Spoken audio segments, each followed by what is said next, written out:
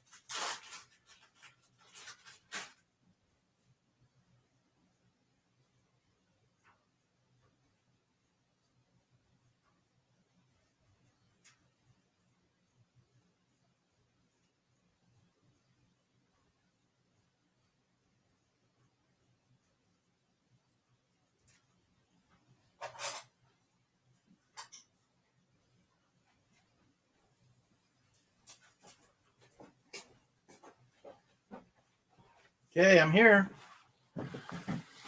All right, Erica. Hey, I'm here. I'm really here. Kathleen Klein. Hey, hey, hey. How you doing? How you doing? 5 of you. All right, cool. Excuse my hair. Hello. All right. Look at that. Look at that. Nice. Coming in. Coming in. Yep. I had to get my chili. Bada bing. Yep. My midnight snack. Oh my gosh. G. Yep. Little G and his buddy. I don't know if y'all have seen this before. It's too bright. Too bright. I mean, why is it so bright? Anyhow, G's got a friend. There he is. Cool. No, they're not trolls. They are gnomes. Yes. How are you ladies this evening? Thanks for coming in. I am having my homemade chili. And I can't really stay up long tonight because I got a friend here and we're going to work on the RV. Can't really stay up long tonight. So, double checking my YouTube there. All right. So, tell me what's new with you, YouTube. Kenneth, let me get the link, buddy. Copy. Clear. I didn't know if you were going to be around, so I didn't do that, but there's the link right there. Let me go over to, oh, it's already there. I will pin it. Pin it, pin it, pin it. Buddy pal, how you doing? So, hello everybody. Typing through a tablet. That's why I'm not tagging anybody. That's cool. So Kenny might be over somewhere else. We'll see if he comes up. But let me see if my chili's warm enough. Yeah, it'll do. And there he is. We know him. It's Kenneth on the couch. Yes. Did you hear that?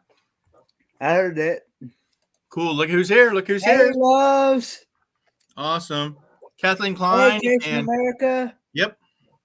Hey, Kathleen Klein. Mhm. And that's it. Erica. Yeah. That's it for now.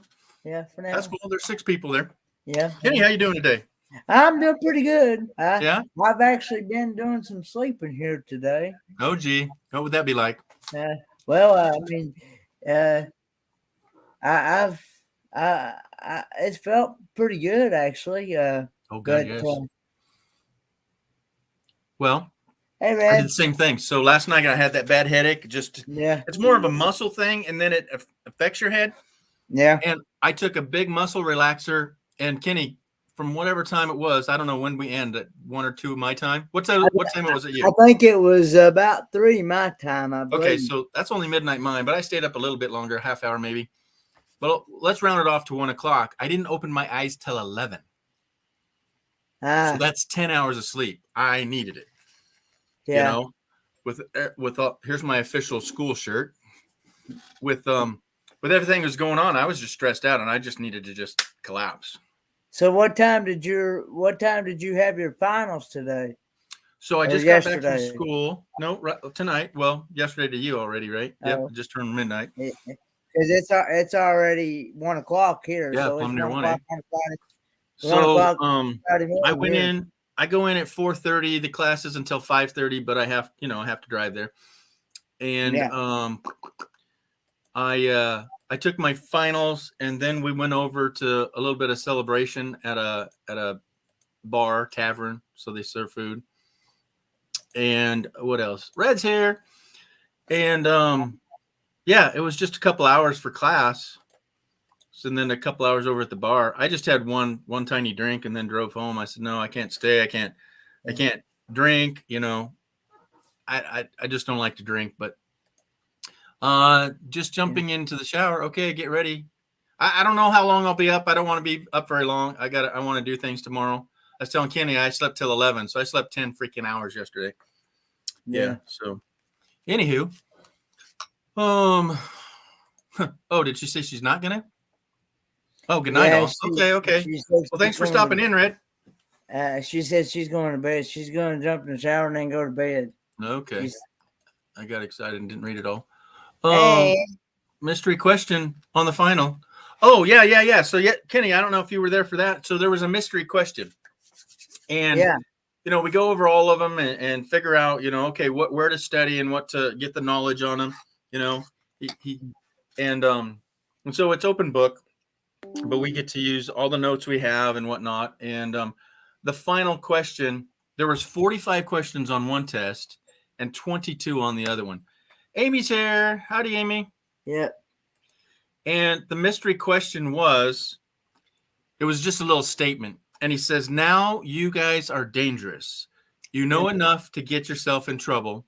So remember to put an off switch on the Terminator, robot that you build. Mm-hmm. And it was just comical. And he says, and by answering true to this question, you agree with what I just said. So he was giving us a praise and was like, okay, you guys know enough, but not enough to know what you really need to know. Moon Man. Hey, how you doing, Moon Man? Cool. Thanks for coming in. We're all doing. How y'all doing tonight? Yay! So we're just saying that what my mystery question was on the test, and it was just saying, good job, everybody, and now you're dangerous enough to go get in trouble, and good job, So that was awesome. So now, so you actually, I know some professors don't. Some professors do. Some professors don't. Right. Allow you to use your book for open book tests and things. Right. And things. I lucked out. All my professors did. So. Right. But because the professor I had, he said, now I'm going to tell you, I know I'm throwing a lot of stuff at you at one time. Oh, yeah. Big time. As far as lecture goes. And he says, I know I'm throwing a lot of stuff at you and things. And I'm going to tell you, he says, I'm so-and-so age. And I worked at, he says, he tells us, he says he worked at a Ford dealership and some other dealerships for a long time, and he don't remember everything he's ever done on a vehicle, and there's a lot to remember and a lot to know, and that's the reason why he told us, he said it's always a good idea to be able to have access to your resources like your books, your internet, whatever you got on hand, you're allowed to use. Absolutely, because that is the real world. Because when you go out into the real world, that's what you're going to have anyway. So, yeah. And when you get there, Z outdoors, Dan. Dan's here. Oh my gosh. Yep. Probably cussing me out. Hey, Lo, I'm on the ranch mending fences, and the neighbor's cows stepped through. I'll be back on Sunday. Glad to hear you're doing well and with school. All right, Dan. Thanks. I didn't give you heads up because I figured it was late. Didn't know where you're at, you know. So thanks for coming in, buddy. So yeah, Kenny, that is the real world. Is that, you know, your technology on all these cars are going to be freaking changing all the time. And Yeah. you didn't go over anything about electrical cars, right? EV cars. Just a couple videos. You didn't learn it, right? He kind of touched a little bit here and there, but Mm-hmm. not. But it's mostly been about. Mostly what we learned about was gasoline and diesel. Right. Because see, he's not up to speed enough to teach you that, but that's not what you went to school there, because that's a whole nother animal. And Yeah. really, all you are is electrician on that, because the only thing's going to wear out is like your window wipers, your tires, and your brake pads. There's nothing to fix on a electric cars. It's either all or none, right? It's like, yeah, trade that in. But yeah, Well, so you know, I mean, I have heard that yeah, they it's do. it's going to go to where it's going. I have heard where they got some that'll run on water or electric, you know, or something Yeah. like that, Um, or gas or electric, either one. You know, some yeah, that and do then that. some eventually will even be hydrogen. So Loves You asked, what am I eating? And I'm eating the last couple of bites of my homemade chili. And yeah. Yeah, so I don't eat from about 3:30, 4 o'clock, and then I go to school. So that's 6+ hours that I haven't eaten anything. And I try to not eat something too fat, but chili, yeah, it's okay. So so yeah, again, I don't know who heard, but the mystery question was so there was 22 questions. The last one was, you know, just saying, you know, congratulations and good job, and you know, don't go out there and expect to rule the world, but you know enough to get a job. Yeah. Yep. So it's cool. Yep, chili. Oh, what is chili? Yeah, it's cold outside, so we eat this warm. Now, here's the thing: chili is usually a tomato base with some meat, okay, Mm-hmm. and then Mm-hmm. maybe some vegetables or something else, but not so that it's thick that it's a stew. But the controversial part of it is, do you put beans in it? Now, Kenny, are you a beans in your chili guy? Yeah, Okay. I like mine with or without beans. Yeah, either way, Mm-hmm. I can eat mine. Well, I'm on the West Coast, and over here, all the chilies I've ever had has beans in it. And you Yeah, think in Texas is the big chili place, right? And they don't use yeah. beans. I'm going, what? That threw me off. I had no idea. Well, I've So, had some. I think it's of course I know that pals that I've been talking to y'all about. It's just mostly a franchise. It's only in the local Tri Cities. Hey, huh? Camp 41. Hey, hey, hey. I hope to get to meet you in person in Quartzsite. Well, Uh, depends on how the jobs goes, but me too. All right, done with the chili. uh, Hmm. but Thank uh, y'all. but yeah, Yeah. but back to what I was talking about. Mm-hmm. Pals is just a local franchise. A local franchise. Mm-hmm. Um, What, for your auto mechanics? no, no, no, Okay. no, no, no, no. Food wise, Okay. restaurant Oh, for franchise. chili? Yeah, fast food restaurant. Well, Okay. they. I don't think they put. I don't think if I. They don't put. They don't put chili in. I mean, they don't put beans in their chili. Theirs is that. Oh, wow. So, um, um, but it's really good. I mean, but I mean, they got. Uh, I mean, they got sauce burgers. They got chili burgers. They got, I mean, and then you can get your regular hamburger with all the fixings like the tomato, lettuce, all Yeah, the, sure. and Dan, real quick. Dan has been tired. He's had some long days, and he says, "See you later." He's got to go get some cows bye, back in the Dan. thing. Thanks for coming in, Dan. Love you long time. Take care of that. All right. So yeah, so beans help stretch the meat in the chili. So yeah, so in the poor folks' days, I guess I kind of grow up poor. Yeah, so it stretches the meat. More filling. I'm a big fan of white chicken chili as well. I do Now like is that a that. white? Is it a white gravy? Well, It's not too. usually white chicken chili. It usually has white beans in it, and it's usually made. It's usually instead of hamburger meat, it's usually made with chicken. Yeah, At because least I've seen it. yeah, it's really good. I mean, at least for me anyway. Now Sure. I know I understand different people have different tastes. They Absolutely. Well, so and like in Texas, they don't use beans, and I'm going, why? What happened? yeah. Because like you said, it's in to stretch the meat or the chili, and if you have it, you got it. But if they didn't have it, and that's how they made the chili, they didn't have it. Hello, Cool. never call me again live. I know, right? That spoke. He's from Chicago. He was in here last night. I didn't know if I was going to make it, so I'm just popping up. But we're talking about chili right now. That's what I just had. Okay. So put beans in mine and eat it with saltines and Fritos. Oh, absolutely, man. I love it Yeah. either way. Well, I had Kenny's favorite cracker in mine. We go to like Taco Bell or Yeah. even Sonic's. They have what they call a Frito chewy cheese wrap. It's really good stuff. Yep. So that's some good eating there. Yeah, I put a lot of chili powder in mine. Yeah, I made mine from scratch this time.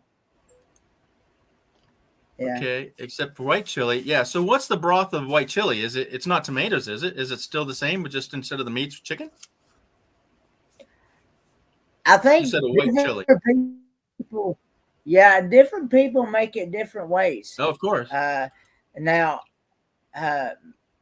Dad I think he usually puts tomatoes in his. Yeah. Now, we've also, and I know some people probably think that this is yuck, and it's probably gross, but we've also substitute hamburger meat and chicken for tuna. We made what we call tuna chili, and put like what you normally would put in a chili, except we substitute the meat for tuna, and that actually turned out pretty good. Okay, so see here in India, they don't eat beef. Their cow is sacred to them, and they say chicken all the time. Yeah. Yep, Spoke is in the house. Welcome, buddy. Thanks for coming in. I didn't hear you leave last night. I know it got kind of wild, but man, I appreciate you all the time. Good to see you again. Yep, see that? Yep. Okay, nice. Just had chili a couple days ago. There you go. Oh. Yeah. But, so, I mean, all I can say is don't knock it until you at least try it. Oh, absolutely. But Kenny, I just request you to not put on hot sauce on anything you try until you try it if it's new.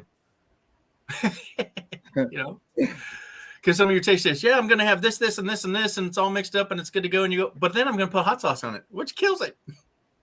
Just easy to make, I want to know if I like it or not, or I have to doctor it up. Do I have to kill it with my? Well, see, I would probably still give it a 10, even by, ground it. Yeah, even if I didn't put it. Now I have eaten some things without hot sauce, but I sometimes here again. Yep. Sometimes I put hot sauce. What? It just depends on what I'm in the mood for. Sometimes I put hot sauce on things. Sure. Sometimes I don't. It just. Yeah, it varies. Yeah. You're not emotionally attached to it. You can give it a try and whatnot. So look at this one. In Wisconsin, they use noodles. What kind of noodles? Big broadleaf egg noodles, or they go cheap on you and go the Roman ones. Okay. Central time. so it's late, but spoke. This gentleman here, it's East Coast time. Yeah, it's 1:06 a.m. on a Friday 10, 11, morning. 12, 1. Yep. Yeah. Okay. Late for me. I saw you going live and wanted to say hello. Man, I appreciate you much because I'm a different genre. We're just out here having fun. I just come up and talk, and if I get my co-host here to come in, we could jaw all night. He's gonna. Yeah, He's, I've if you been don't get 5 hours out of me, he's all upset.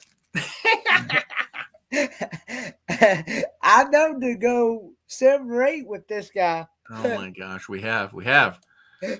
Yep. Yep. Please, wow, look at this. Thumbs up and like the stream. Yeah. Appreciate it much. Yeah, we'll round off an hour here, Kenny, but because I got a guest here. I don't know if you guys know, but I've got a guest here, and so they're helping me with my vehicles. And from this day forward, no more school. Well, I still want to go to another. There's another school down south that a gentleman brought up another day. So it's RV school. I want to be RV tech. Because Kenny, if we're gonna do I'm too afraid to go live out on the road on my own because I don't have an income. I don't have Social Security coming in. I don't have a big retirement plan coming in. A lot of these folks, they're either full-time YouTubers and have a little bit of money coming in. There's the noodle, macaroni noodles. Okay, to us that would be goulash. As a German would call that goulash. And yeah, the noodle is the filler. And so you may or may not use beans, but yeah, it's tomato base with noodles. And because my great family is from Wisconsin, my last name is a lot of the towns named out there. So a lot of Germans came from that area. And so the macaroni, tomato base, and hamburger are called goulash. So I don't know where I was saying before that. Late for him. Yep, it's 1 a.m. But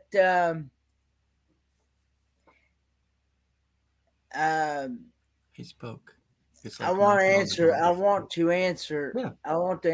Camp Goer 1's question here. She's asking me when am I coming to courts? When am I coming to Arizona? Yeah, go ahead. I have scheduled to fly in on the 17th. January of January, that is, and leave out and depart from Arizona on the 25th. Okay. But right now, I've got someone that's working some things out. She's still working on it, and so I probably need to, as a matter of fact, the person that's actually working on it, I probably need to. I just saw where she had sent me an email, a thing on Messenger, Facebook Messenger. I probably need to check that out real quick and see what she said. I will be back. Oh, okay. So, so Kathleen Klein, RV Tech, especially mobile one, yes, would be the way to go. Yeah. So the school is in Texas. And it's like $2,300, and that's for like 1 week of class. Okay. And I have enough to go to the school, but if I don't get the JOB, that's going to be my rent money. So, it's a huge commitment. So for y'all, I have no intentions for the next 2 years to go live on the road because I have some teeth that have broken off. These are not any good for me anymore. If I'm not on the computer, they probably would be, but I didn't get the focal length that I asked for. I asked for 3 feet. So from my foot to the computer would be 3 feet. And they gave me like 1.5 and 5. And it just doesn't work. When I sit on the computer for like 2 hours and I get up and drive to school, I'm freaking blind. I can't see the road. Everything's blurry. And I know I got to get that fixed because I don't know how much permanent damages is if you set it in stone with your glasses, but I can see far, I can read, but I just don't want to be fuzzy blind. All right, so you're on. Hello, yes, it's me. Hello, Fairy Dust, Brene in Southern California. Okay, there you go. If you need a ride, let me know, because she's in Flagstaff. Is that what she just said? Or I forget what I see. Anyhow, I'm talking to Kenny. He's not even here. All right. Yay. Okay. Where at in Texas? Shoot. I forgot. Wow. Yeah, I did forget because I had to put it on the back burner. I haven't even called them. So yeah, they have 3 classes. So they have classes for people that have never been in an RV. They haven't, well, not been, but haven't bought in an RV before. And it's a precursor class for somebody to learn of what they need to look for when they go buy a new or used one. And that's really good because a lot of people are, it's like a car. Would you just go buy a car that has 200,000 miles on it and say, okay, thank you, I appreciate that, and just take off? No, most people take it to a mechanic. But to me, that's not fair. You know, that's spending money and you find out, oh, the transmission shot. Well, why did that guy waste your time? And why did you have to spend $200 to get told that? And that's what I don't like about buying a house is that you have to get an inspector to find out how bad the house is instead of them getting an inspector and proving how good their house is. I just think that's a backwards mindset. So, all right, George, have you talked about this with, oh yeah, Stan's in Texas and Matt's in Texas. I think they may have some information on the school. Oh, I didn't know that. All right, so Stan might have looked into that.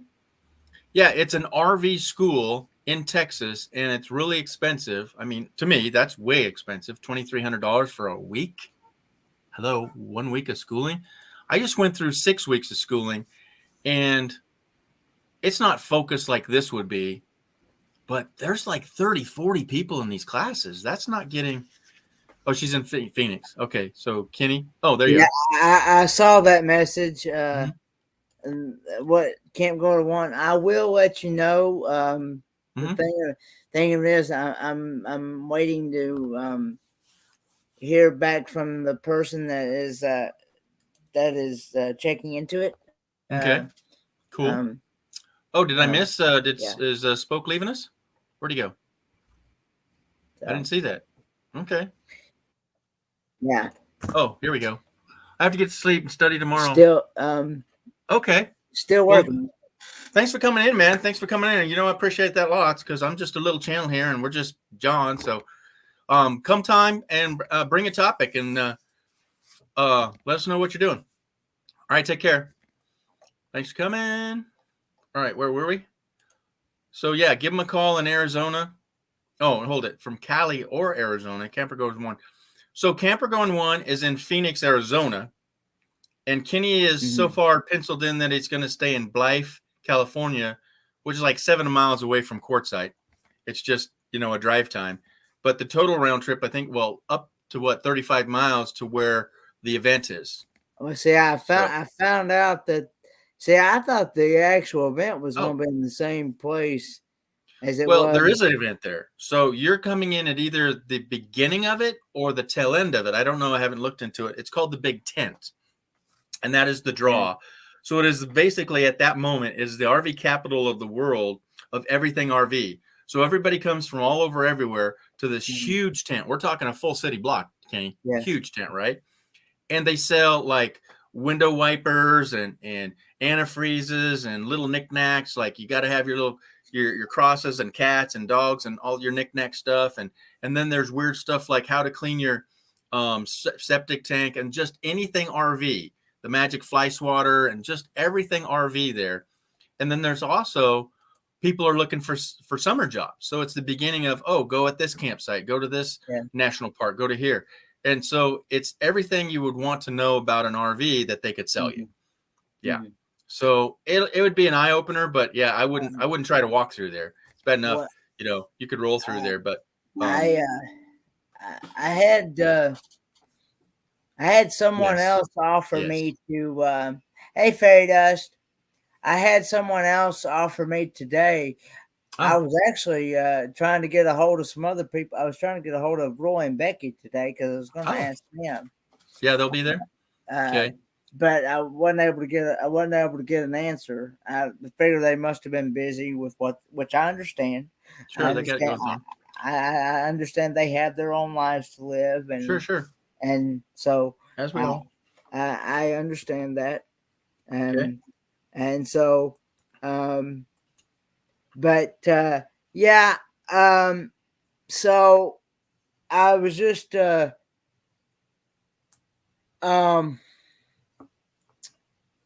I was offered today to about another. They were going to bring a. I told them the situation that I could not balance Okay. I could not balance on a bucket, so I wouldn't be able to use a bucket. Oh, Be, for number 2. You know, Yeah. yeah. So, Okay. Gotcha. and I have to be at a steady. I had to be in a steady position, and so Okay. I was offered today. They said that they offered me they would bring a tent that fits 12 people. Okay. And somebody asked me today if I could if you had a bedside commode, Yeah. could you do that? And I said, Yeah. well, yeah, I could, but I wouldn't want to use it out there. I still would like my privacy. I wouldn't want to use it out there in the open. No, that's what the tent's for. They got privacy tents. Yeah. And because I was thinking, Well, I'd be out there in public. And if it's Dan, I and think he's got what's a portable potty. It's like it's a brick. You fill it up with water. It's going to be 20, 30 pounds. It ain't going to tip over. But the fact, hey, Julie coming in. Hi, everyone. And they have privacy tents that are like 3 foot by 3 foot. They're square. It's like elbow to elbow, but you're in there and you're zipped up. You're doing your thing. But it's up to you, mate. It's all up to you. You know how we're pouring out to you to help you. That's the community. We're here to help. I understand. I understand. I understand. But we don't understand because we don't know, and you don't need to tell us all your personals, right? Yeah. So. Yeah. Yes. Yeah. Okay. So yeah, but what you don't know what we have access to, what they can help you with, and things of that nature too. Yeah, so, because this is actually my very first time ever being out there, and for everything, flying, dirt, people, all this. Sure. And I've been to local meetups, and I've been I've been to Helen, Georgia. Sure. I've been and things like that, but I've never been. I've been to Branson, Missouri. Sure. But this is when I go to Arizona. This is actually going to be my second. I think the second farthest state I've ever been to. Oh, and away from home, right? And away from home. So but well, the original plan, Camp Going 1, was for me. So, because I know I would have, I know I'd have access to a handicap bathroom with bars and have a seat to be able to clean up and things and things like that. My original plan was to get a hotel. Yeah. But the issue is that I can book a Land Cloud. Question: is the whole difference experience from Branson? Yeah, it's night and day, dude. It's not going to be as comfortable and fluffy and smooth and all that. Okay, you're in the desert with rocks, sand, and cacti. So that's why I was worried about you and your shoes, because there's cactus and all the gravel. You're going to be in a freaking gravel walk. If I need to, I can bring those steel-toed.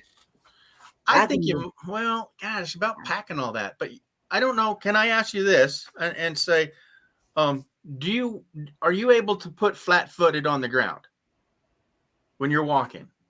Are you flat-footed? No. Okay. So then I would be wearing your shoes, because if you're dragging your toes at all, you're talking rough gravel.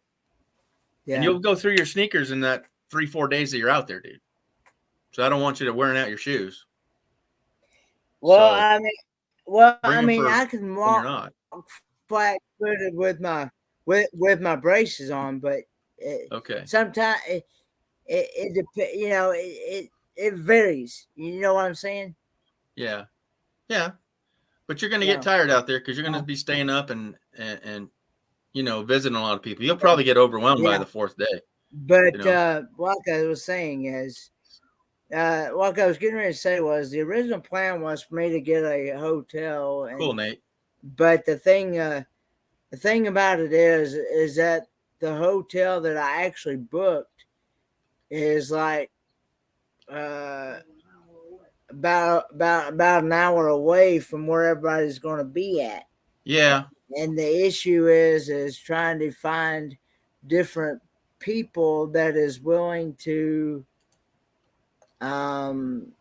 drive me back and forth. Like I said, I'm willing to stay ever how long people want to stay out there with the rest of the people right. until everybody's ready to go to bed. But Yeah, once everybody's ready to go to bed, then I'll be ready to go back to. sure. Then I'd be ready to go back to my hotel. Right. So, But Kenny, it looks like Camper Going One's living in Phoenix. You might, if they can get you to and from the airport, that's not a problem. They yeah, just have to be coordinated with. And Kathleen Klein says, yeah, Boot's a good idea out there.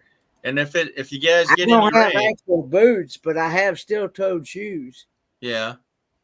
Well, it's your comfort zone of if you have your braces on every day and how much moving around. I don't know that you'll be that much moving around, but once they get you to a spot, if everybody's hanging out there, but Yeah, you've got a lot to do that I would think you would want to keep moving and see a lot or see yeah. of it. Well, I don't know the event. I don't want to just stay stationary in one spot. Exactly. Yeah. Like I said, I want to be able to use some of my mobility Right. that I have. Right. I don't want to just Be stagnant. Right. yeah. Yeah. But it's not like Branson where there's let's go see the waterfall. Let's see the Ferris wheel. Let's see the store. It's And not no, like that. it's all going to be desert. Yeah. It's going to be cactus. It's going to be scorpions. It's going to be Well, maybe. yeah.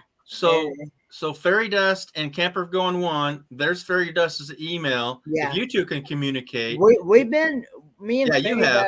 we have been communicating back and forth. Right. And she is still in the process of working on it. Right. She's actually trying to get in touch with a hotel closer to where everybody and she's also trying to work on the dates. Right. But have you been communicating with Camper Going One? I haven't communicated with Camper that's what I'm trying to bring into the third party, because she can, if Fairy Dust can pick you up and Camper Going One can take you back, then you got your airport covered. And then they're trying to help you in between. So they're going to share emails. Yeah. Whoever wants to help and be in that area, there's the email.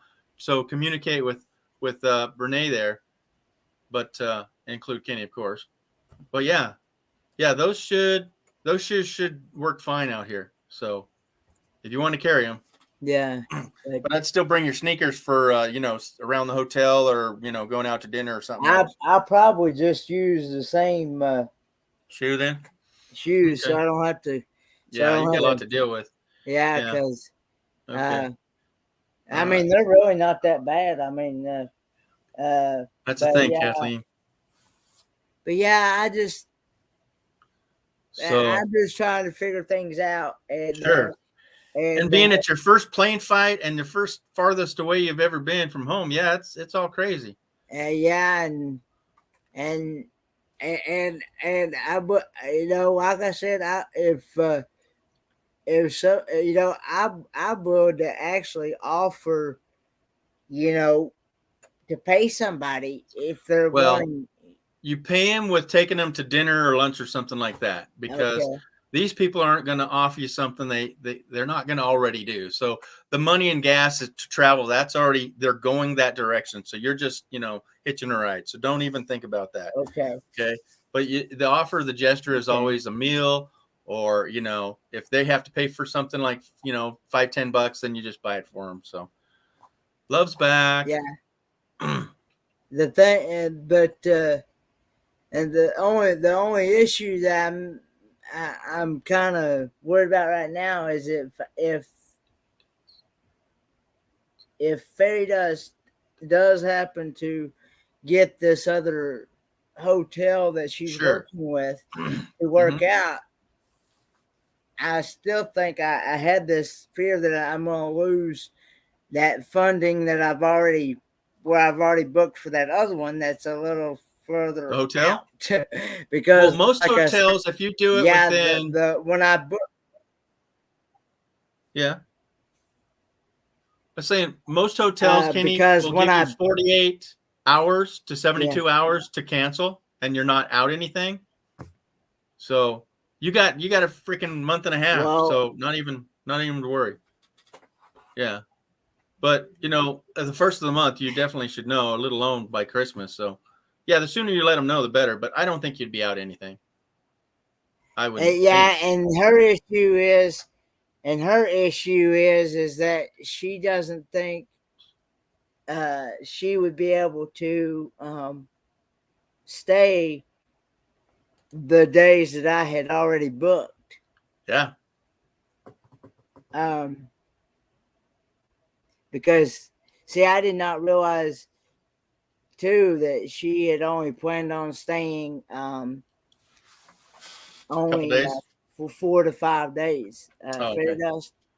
And so the thing of it is that I would have to find I would have to definitely find someone else that would be willing to until my time, because like I said, I've already booked the flight and everything. I already paid for it. Yeah. The No, flight's Kenny, getting already you to the covered. airport is not a problem. I'll bet you $1,000 Yeah, there ain't no problem getting you to the airport or picking you up. It's the matter of fact of you going back to your hotel every day is the worry part. yeah, yeah, Because yeah. you can't rely on one Yeah. person if they can't be there for you. No, So right. I So know. that's why we're trying to set you up in the desert. If I they could, understand. yeah, I know We love you, long time, I buddy. You're a good pal. All right, so so. Do you want to go to the tents? There's lots of hilly areas. I don't know if that it's not where the tents are. It's not hilly. That'd be silly to have a tent on a hill. The yeah, tents are yeah, downtown the city, and all the city is like a few places. I mean, you could stand in the main intersection and see the whole town all the way around. But it's 90% flat parking lots for RVs and tents. For this is the show. yeah. So, but who's allowed up? William, that's a silly question. I sent the link. She'll be right back. Love's saying hi. Okay, before you ask, Love. Okay, I don't know where that's a sidebar. Yeah. Well, the funny situation is Dates. with this hotel that I booked, because Yeah. I actually, they Yeah. told me on the phone. Yeah. What? They told me on the phone when I went through, because I actually tried to call. Sure. I actually did. I called 2 hotels Sure. before I went and called this third one. Uh, uh, the Super 8, they're out. They're full up. They're They're they're full. they're full. They're full. Okay. And so there and that was at Super 8. Now the Stagecoach, they were like over they were almost 1,500, just like a few dollars of being $1,500. For And the 8 days. yeah, for that, For yeah. all 8 days. Well, they wanted 160 some dollars a night for one Wow. night.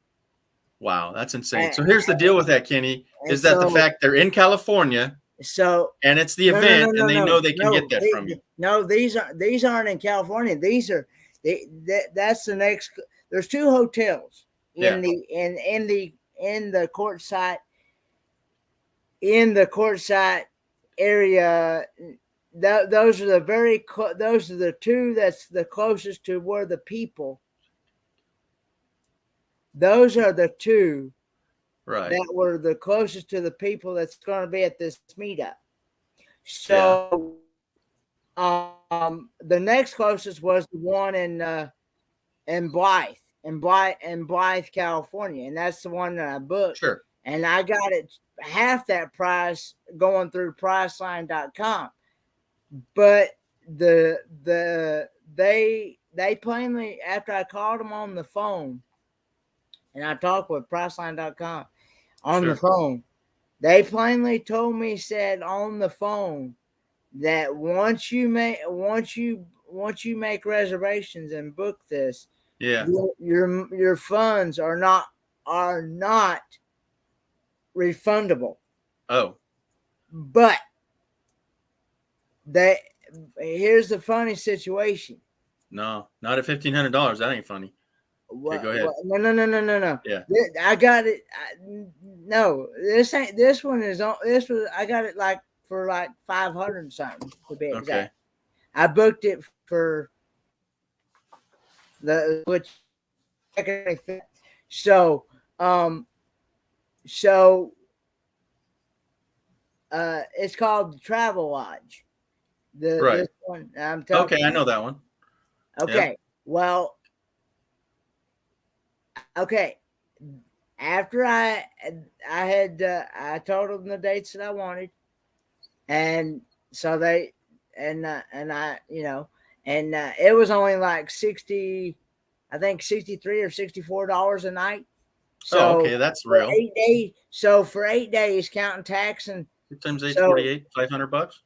It was like 500 and something. It was like 500 and something. Sure. But anyway. Sure. What I was going to say was, they told me, said, once you make reservations, your money is not refundable. So yeah, because that's a decent price. Okay. The funny thing is, they took my card information. Okay. And they told me, normally, I expect to pay for it through the phone. Take the money, but then they turned right around and told me, said that I don't pay for it until I get there to check in. Okay. And they also told me at the same time, this is what I don't get. They also told me, said that if I did try to cancel, then I'd be charged an extra fee, and plus a cancellation fee for canceling it. Sure. So I don't know. Okay. I don't know who to talk to about that, but maybe have somebody that's more experienced about booking hotels. I don't. But usually, like I'm saying, Kenny, so what they're doing is having you. They said that they took my card information. Right, but they're not charging it yet. To save the room. Right.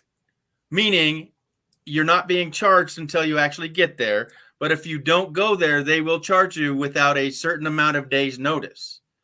So do you understand? So if you don't call them until you get there and say, oh, yeah, I'm not going to make it, you will be charged. Okay. But if you call them like 3 days before and say, hey, I'm not going to make it, they may charge you a fee, but you're not going to be charged the whole thing. But they don't want to be saying that you're going to book a room for 8 days and then you don't show up. That's a lot of money for them.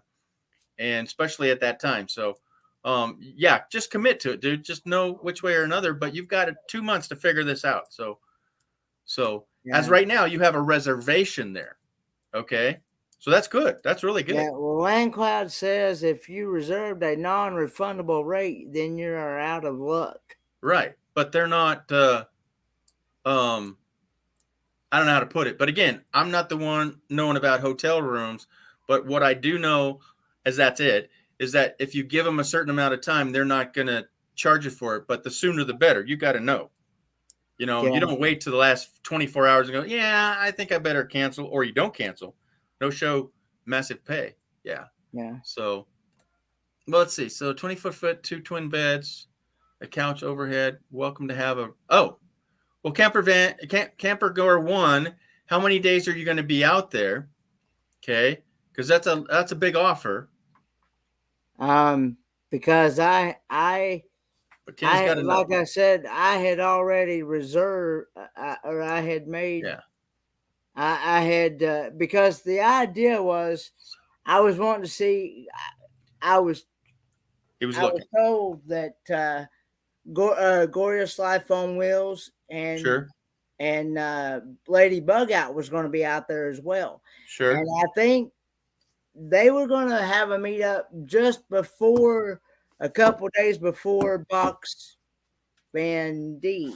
Sure. I think they were going to have their meetup around I think the 18th or 19th or somewhere like that. Yeah, I don't know at all. I don't remember, but I had already made, like I said, made my plane. My travel is already covered. I just need to be able Yeah, to it's figure done out where I'm deal. going to Yeah, stay once I get you're out locked there. into that. Mm-hmm. Yeah. Yeah. So, but yeah, so I didn't hear you say that's a non-refundable rate because you haven't booked it. Well, You just they said, hey, you're setting up a reservation, right? hmm. Well, they consider when they take the way I may have misunderstood them, but the way she said it on the phone, she talked like once I told them and they actually sent me three different Oh, emails great. with three different confirmation numbers. Wow. But she also said that I don't pay for it. So you get there, Um, right? Because you have to sign the physical thing that until I is get actually you. Because if somebody stole your credit card, they and could book that. Right. yeah, I have to show them, yeah, and I have to show them a personal ID and things like that, photo ID and things. But Right. I did it through Priceline because somebody told me a while back. A lot of times you can book a hotel a lot cheaper through Sure. the internet than you can over the phone. Well, I had actually called Priceline on the phone, Mm-hmm. and and the woman looked up the cheapest hotel, and like I said, um, I told them the dates and things. Huh? What? So Williams takes care of the facilities at Hobby Lobby, and looks like somebody trashed his work area today with I think it's Wow. clothes. Yeah. Sorry, buddy. That's not fun. Yeah, you had to clean it up. Yeah. The No, child's spoiled clothes. no, All right, William. no Camp Goer One. The hotel is in California. Blythe, California, So, which is, like I said, 45 minutes, about right. 45 minutes to an hour away from Yeah. where everybody's going to be at. So, see, Amy's Yeah. saying here that, it depends on how you book the reservation. She's booked on Expedia and you can get a refund, but you don't pay till you get there. Right. Um, yeah, but it's unclear to him. And I haven't booked enough hotels to remember either. I haven't traveled for, oh gosh, probably 7 years now. But Yeah. but when you book it, they have to hold some your ID, your money. So then when you don't get there, they can charge you. But I think normally is that they need a certain amount of days to have you cancel that, then you're not billed anything. But as Nate's saying, it depends on the rate. If there's a reservation of non-refundable rate, then yeah, you have to pay. But you're not ever going to pay, the $500 for rooms you never stayed in. But you are being penalized because you didn't come and you said you were going to come. Yeah, I know. Yeah. I know Blythe as far. Okay. That was the only hotel. That was the only hotel that was Available around. I mean, that was at a reasonable price because, Sure. like I said, I if I wanted to pay uh almost $1,500 for stagecoach, I could have went with that one, but I didn't want to pay that kind of price. And I almost have to let out the swear word on that, but I'll just say, Yeah, hell yeah, no. You're I'm sure? just Dad heard him on the phone, and Yeah, he probably soiled himself, right? I talked to him. See, I talk with everybody on speaker, so Sure. anything Oh well, anything anybody says, Dad's gonna hear it. So good, good. he's gonna be my backup. So Well, yeah, so and he helps you, get some thoughts out or something that but you didn't think of. You think left side, he thinks right side. He helps. yeah, I'm one of these that I want to. I don't expect. I don't. Okay, I don't expect everything to be free, but but I want to go the cheapest route as possible.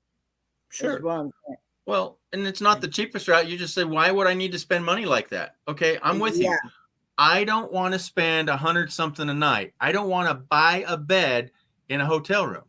If it's 60, I mean, I don't think I've paid over $70 for a hotel room, but I haven't traveled it for a long time. But it's like, I don't want to buy a bed every night, guys. I don't need a $160 room. I don't care how rich I am. I don't need to buy a bed every night, you know? So I'm with you 110%, but $65, that's a sweet deal. Because in today's, if you like do a Google map and type in hotels, everything's over $100 and going, oh my gosh, I don't need a bed every night. So anyhow, all right. So D is in La Posa, north or south. Do you know? I don't know. Okay. I just know that D's meetup is yeah, you don't. Is January 22nd and 23rd. Okay, so Kemper, if Kenny, did you see this? Kenny, did you see this? So camper going once says she can stay as long as you want. Okay. She just lives in Phoenix, so that's not. I don't know how far away is that. Camper going. How many miles away is that from La Posa Road? Okay. Wow. Okay. And Callie Priceline would find out and cancel details. Yeah. So you two again can help him out, Fairy Dust, about the hotels. I'm not anywhere on top of that. It's been too long. And with everything going on, I don't know what their cancellation rate thing is. Nate said he did it, and he knows not to do that now. Was there a hotel located? Well, they're trying to find one in Quartzsite, but he found the one in Blythe, right? Is that the one you were for $68? Like I said, there's one more in Quartzsite that, as far as I know, at least it wasn't the other day. I don't know about now, but Stagecoach is also in Quartzsite as well. Okay. On Expedia, each room usually has a non-refundable rate. A refundable rate. The refundable is usually a few. Yeah, you're going to pay for that discount, just like an airplane ticket. You can get the cheapest airplane ticket, but it's non-refundable. So you have to pay it. Yeah, you have to pay into that. Is the hotel in Quartzsite? Well, the other one he's checking on is, but right. Well, the one Fairy Dust is checking on, Stagecoach. Like I said, there's only two hotels in Quartzsite, and that's Stagecoach and Super 8. And Super 8 is already booked. So the other one's probably already booked. So many times over here, they're saying, Kenny. What? I said many times people are saying here that you just got to call back every day because they have cancellations. Okay, what's he saying now? I also lost the kitten I was bottle feeding, died in her sleep. Oh, man. Yeah. Dang it, buddy. Sorry, man. But anyway, wow. Sorry, mate. So. Yeah. That's too bad. So for you few folks that don't know, Williams down here has taken in a lot of animals, and he tries to help them out. And so he's our little savior of the furry babies, and he's lost a few lately. Yeah. All right, Kenny, sorry to interrupt, buddy. Have time to call your credit card and claim they have been lost. You'll get a new credit card. Yeah, that's kind of what you have. So if the last scenario is if you can't cancel that, you cancel your credit card. Yeah. But you still got to know how to do that or do that within time to get one back to have one on the road. Yeah. Yeah. New accounts, new numbers solves that worst scenario. Oh, okay. So yeah, if they think they're going to charge you, Kenny, you just cancel your credit card. It's not a big deal. They don't deserve your money if you never were there, and everybody's going to fill the room. So it's not like they're losing any money. They just want to know. Okay, there is a Super 8 in Quartzsite. Yes, Camper Going 1, that is the one that's totally full. There's no access And to there's that one now. there's also one that is called Stagecoach. And like Yeah. I said, they were the ones that were wanting over $1,500 Yeah. just about So almost 15. It didn't like very much of being 1,500. well, you got to round up because there's mystery taxes and everything, man. Yeah, so Okay. I was like, I was thinking that would be the most expensive I've ever paid for a, because I've never been there. even when me and Dad stayed in a hotel in Greenville, South Carolina, we didn't pay, what's the most we paid for a hotel down there? Huh? $90. Wow. And how long ago though? But then I got to remember that was how long ago was that though? Remember, prices change. This is 2021, so I haven't been to Greenville, Carolina in at least Say it 10 in years Coon's now. age. Yeah, in the Coon's All right, age. so Yeah, camper going, yeah, yeah, wants I to remind understand you. that. Yeah, I found Yep, that out. yeah, not a great area either. Yeah, California, Blythe. Well, it's kind of run over from the leftovers. Like, I don't want to live there. I want to live here. Yeah, it's.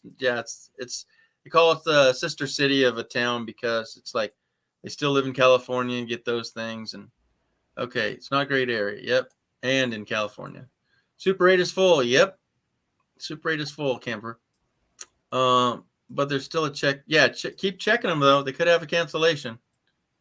Yep, just like you. They know they need to book it, but if their sidekick can only go for 4 days, they're going to. Well, I know the guy that I talked to at the Super 8. He flat out told me that after I told him the dates that I wanted, that those dates were already filled up.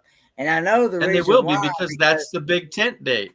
Yeah. because they're already filled. So, and Fairy Dust is already called there as well. Different. And they told,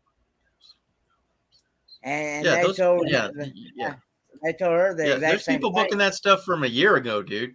Yeah, absolutely. I told Dad, I said, I guess from here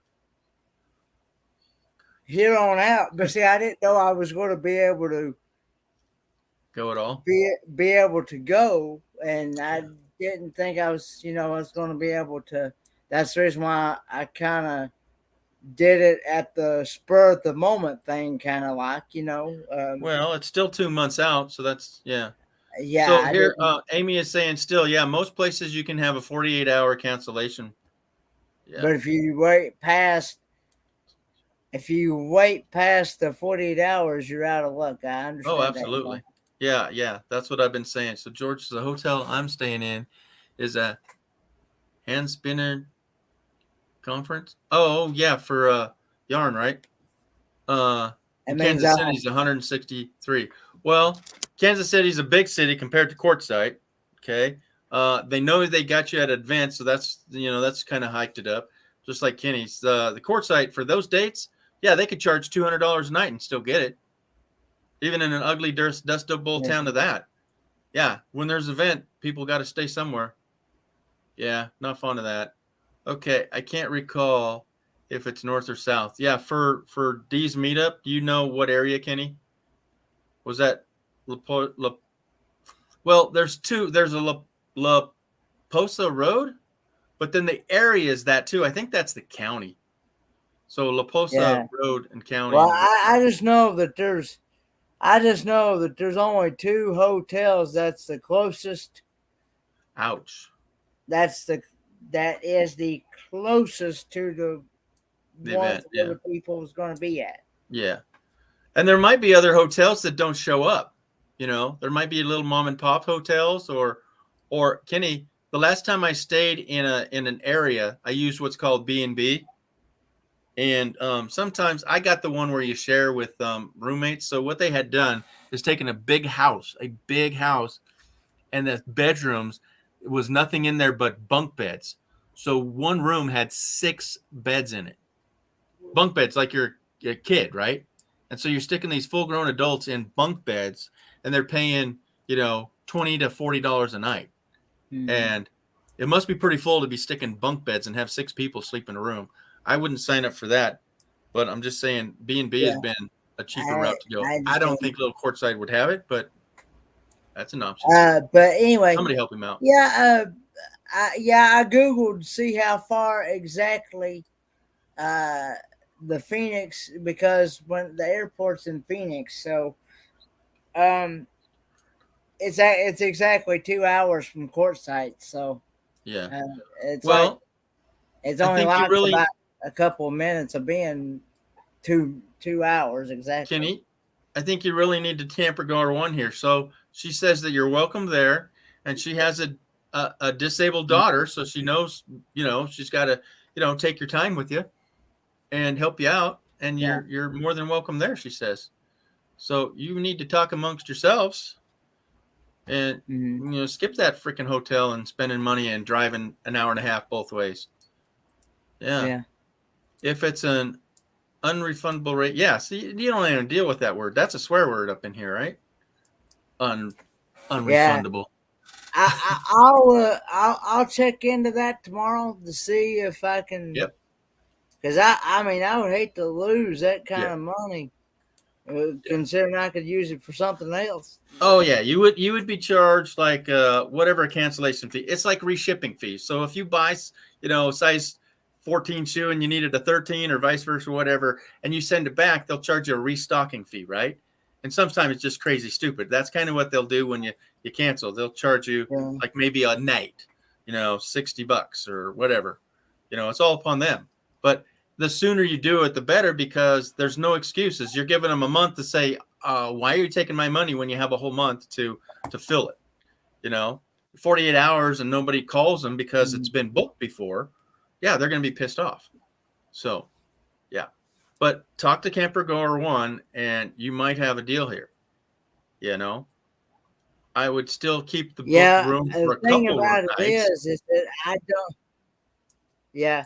The thing about it is, Fairy Dust, is that I don't know who else is going that is in near my area, and I don't know, because see, first off, I have to, before I can even I have to go to Charlotte to even catch the flight to even fly from Charlotte to Phoenix.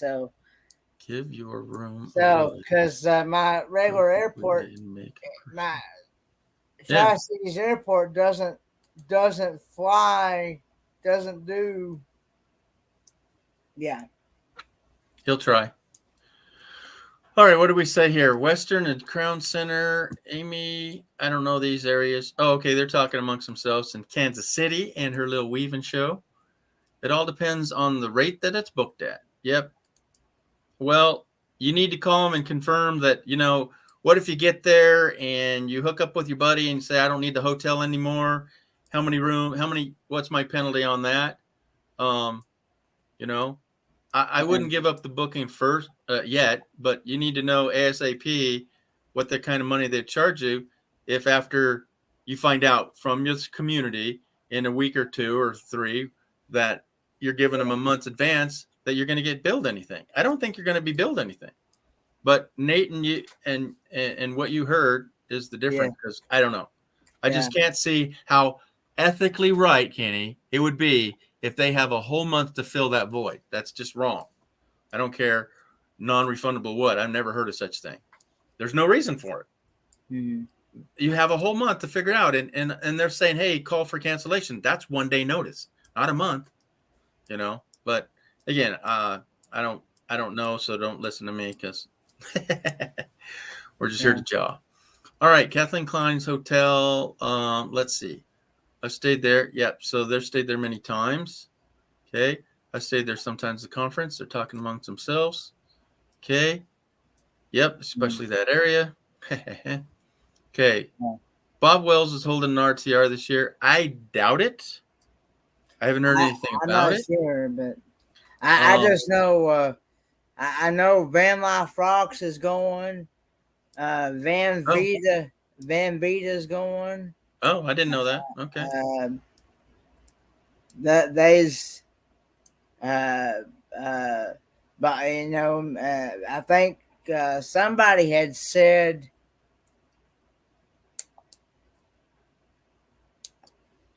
What? somebody had said that Van Life Voyage was going, I believe. Um, Yeah. yeah, and there's uh, Fairy Dust. Fairy Dust is working on going. Uh, can't of course Camp Gore one. Uh, Okay. So Nate's chiming in here and he says, Kenny, your first most important step is to figure out is it or is it not a refundable rate? Okay. What okay. does that mean to you? Have them explain to you 1,000% what in the hello they're talking about because you're new to all this. Say, let me know because I don't understand, because I have refunded before, but help me understand what's your window of non-refundable, How in Yeah. the double toothpicks can they charge you for full rate when you never even show up and you give them a month advance? I don't know. I don't see how the world can run like that, Rob Yeah. and everybody. Okay. So can't put it out and email him, okay, and let him know. Phone this weekend if necessary. He'll talk you through it. All right. She does have an air conditioner. Who? Because Box Van D? yeah, Oh, hello. Yes, he's got 12,000 BTUs. Dan put it in for her. yeah, because I remember her doing a live stream, and also she did a video on that air conditioner installation and things. So Yeah, yeah, Dan put it in. so yeah, she does have air conditioning. What? And Who needs it at 70 degrees? Why'd that come up? What happened? well, Camp Gore one said that, how does Dee run her air conditioner? Does she have power or use generator? Do you know? I'm sure she runs a generator half the time. Hey, Rob. Hey, But yeah, she has a bunch of batteries underneath her passenger side wheel well. So it's like a step van or something, but I don't know if she's taking out the seat and there's a brick load of batteries in there. She's got a lot. So, hey, Rob. okay. Farida says tomorrow call Priceline about cancellation fee deadline. Just ask and Yeah. let you know. Okay. Yep. Okay. Okay. So somebody said to email Box Van D. She will have. Yeah, I don't know where she's at. I'm not planning on going at all. I have no information. Sorry about that one. I do have a video remark. Okay, Yeah. so I will do a video tomorrow on my RV to see Yeah. what it looks like. So that's pretty cool, Kenny. She'll hook you up. Okay. Yeah. One last opinion is to get cruising. Who will fly? You will rent a car to the airport. Well, Kenny's not renting no car. No, Okay. because I don't drive. No. I'm not. Yeah. I would not only be a danger to myself, but I'd be a danger to others. And I would not if Yeah. I couldn't if I accidentally killed some innocent child or something like that. Okay. I wouldn't. I couldn't live with myself. Hey, Like Kenny, that. were you calling through Priceline or whoever? Who'd you call? You didn't call the Yeah, hotel directly, huh? I called through Priceline, Okay. Okay. So again, but they told, but they like I said, the woman told me she looked it up, and she went ahead and put in my information, put and the dates and all that, sure. and that was one of the things that was like the first couple things she said. Now she said, once you do this, your money is non-refundable. Did she not, then? Okay. So what did you do after those words were entered into your ears? Well, I went ahead and I told her, I said, because I thought that was only going to be my cheapest option to go, was, like I said, the nights that I booked was So you booked 500. it. Yeah. Yeah. But she only took my card information to save those dates. I don't actually pay for it until I actually get there, she said. Well, why would she say then it's non-refundable? That doesn't make any sense to me. I just don't understand myself. That's what Okay. we're trying to figure it out, because Right. I don't understand. So again, Nate, if you can chime in. So he was told it's non-refundable. They said hold the date, but you don't pay for it until you get there. I'm going, well, then how is it not non-refundable if I don't make a payment? And Nate said earlier that the bank would still try to charge you anyways, but I'm going, how can they do that when services were never rendered? It's 2 months away from it. So their services will absolutely never surrendered. So I don't know. I don't want to be upset for you, but that just irritates the hell out of me, man. Yeah, I just don't. No. And again, man, I'm sorry that this is your first time out and you have to do this, and it's crazy money. It's just like, what do you mean? I'm not. You're spending my money. I'm not even there yet. Yeah, I'd be kind of flustered too, buddy.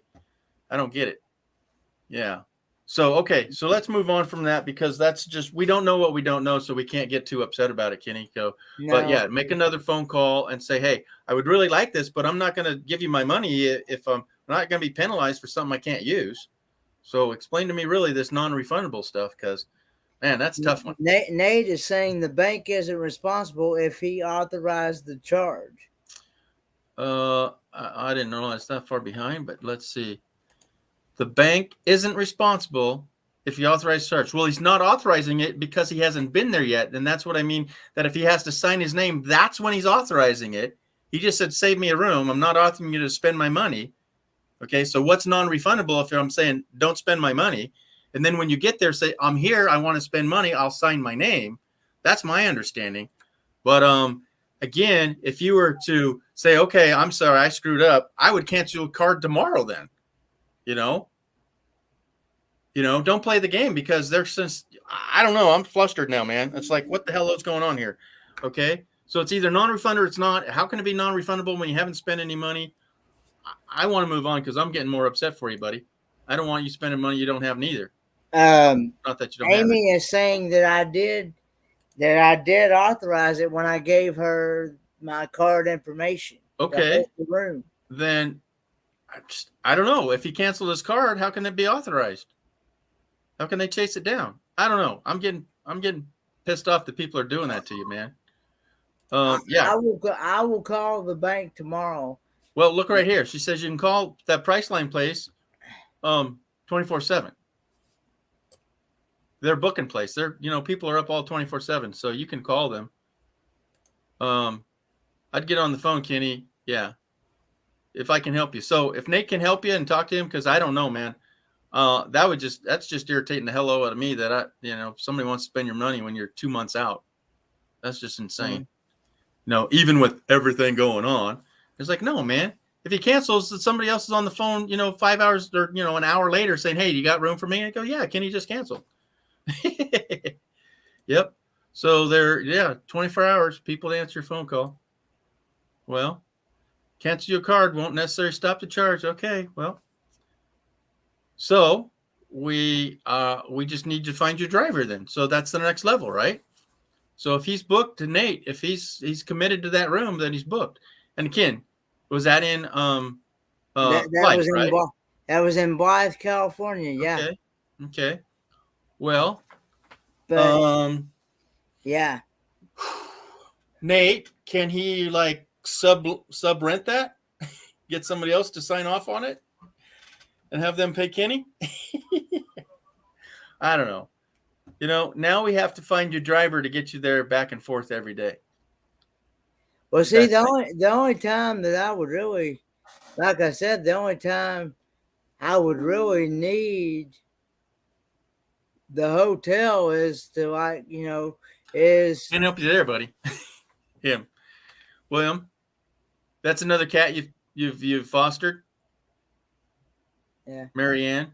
is to, like I said, for the to be able to clean up and things, and because I have to have a special chair and things to be able to sit down to do that with and things, and and it has to be handicap accessible, and Sure. I have to be able to have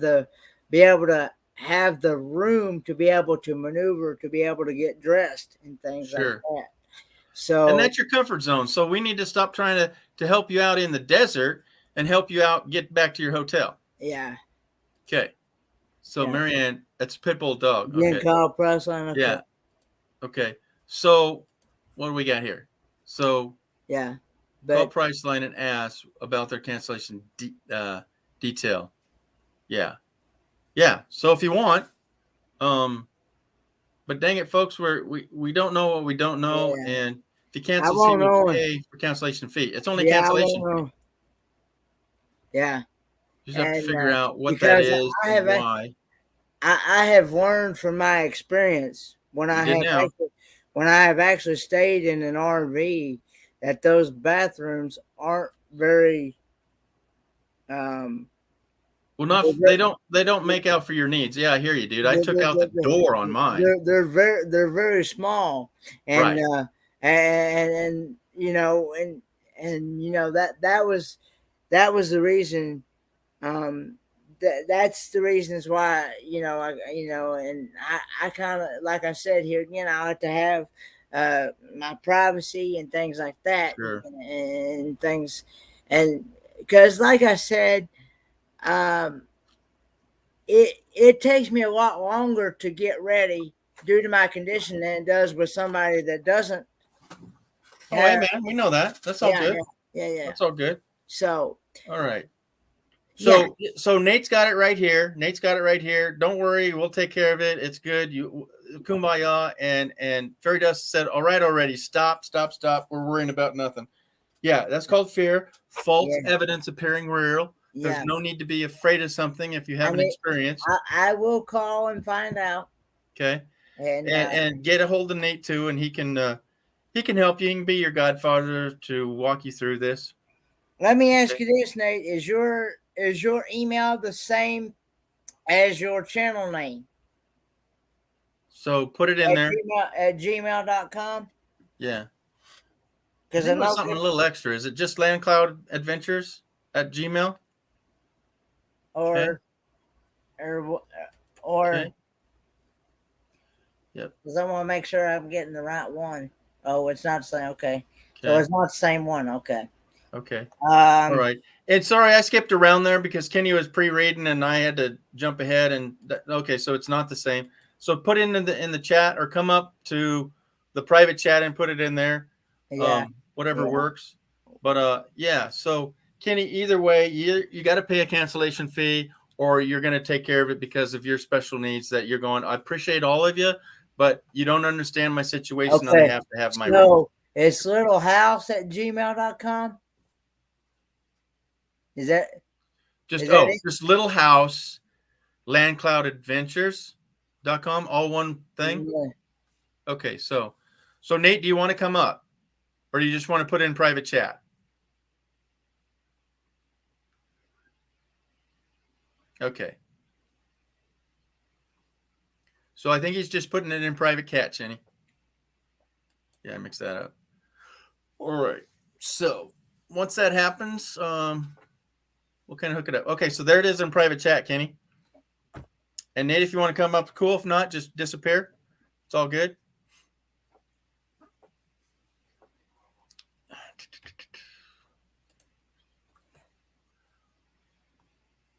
So all one word. So what he's saying? I'm not looking. I see it. Okay, shorten the name. Okay. Just add the Little House part. Yeah, so it's all one thing. All right. So thanks, Nate. Cool. Yeah, dude, there's so many people here to help. So, but yeah, so I think what you're saying is best for your needs, for your comfort zone, for your privacy, is that stick with your hotel unless they can get you one cheap in Quartzsite, which is kind of slim to nothing. But so camper going one, it sounds like that he's done the RV thing and he's just for his needs, it's just a little bit uncomfortable, and he doesn't want people waiting on him. But Kenny, you're going to have to be, really communicating with your driver when you go back and forth. You know what I mean? So if they say, okay, I'm coming over to pick you up, and you go, hold it, I got to take an hour and a half to get to ready.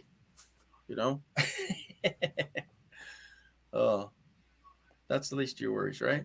Okay, so I think we solved the world's problem tonight, people. Kenny is really, really, really comfortable with the hotel and is that decision. It's just if he can get one closer. So now he needs a driver. Okay, so if Fairy Dust can hook you up with the hotel with you for a few days, she's going to be there for 4 days. She said, so if she can drive you for 3 or 4 days, I think. But then I have to be able to find someone else that is willing to. Yeah, that's your mission. Yeah, yeah, is willing to drive me from the hotel to where the people is going to be at. Sure. Yeah, that's what we'd call least of your worries now. Yeah, I really do. All right, later. Later. But I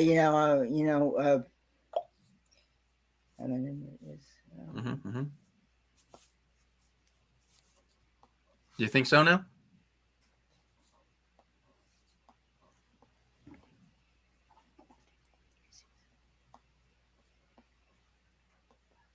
Comment?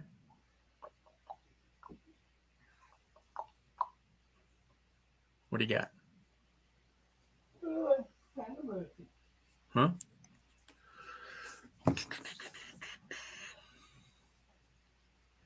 Oh, you were conversing? Yeah, I'm sending him an email. Okay.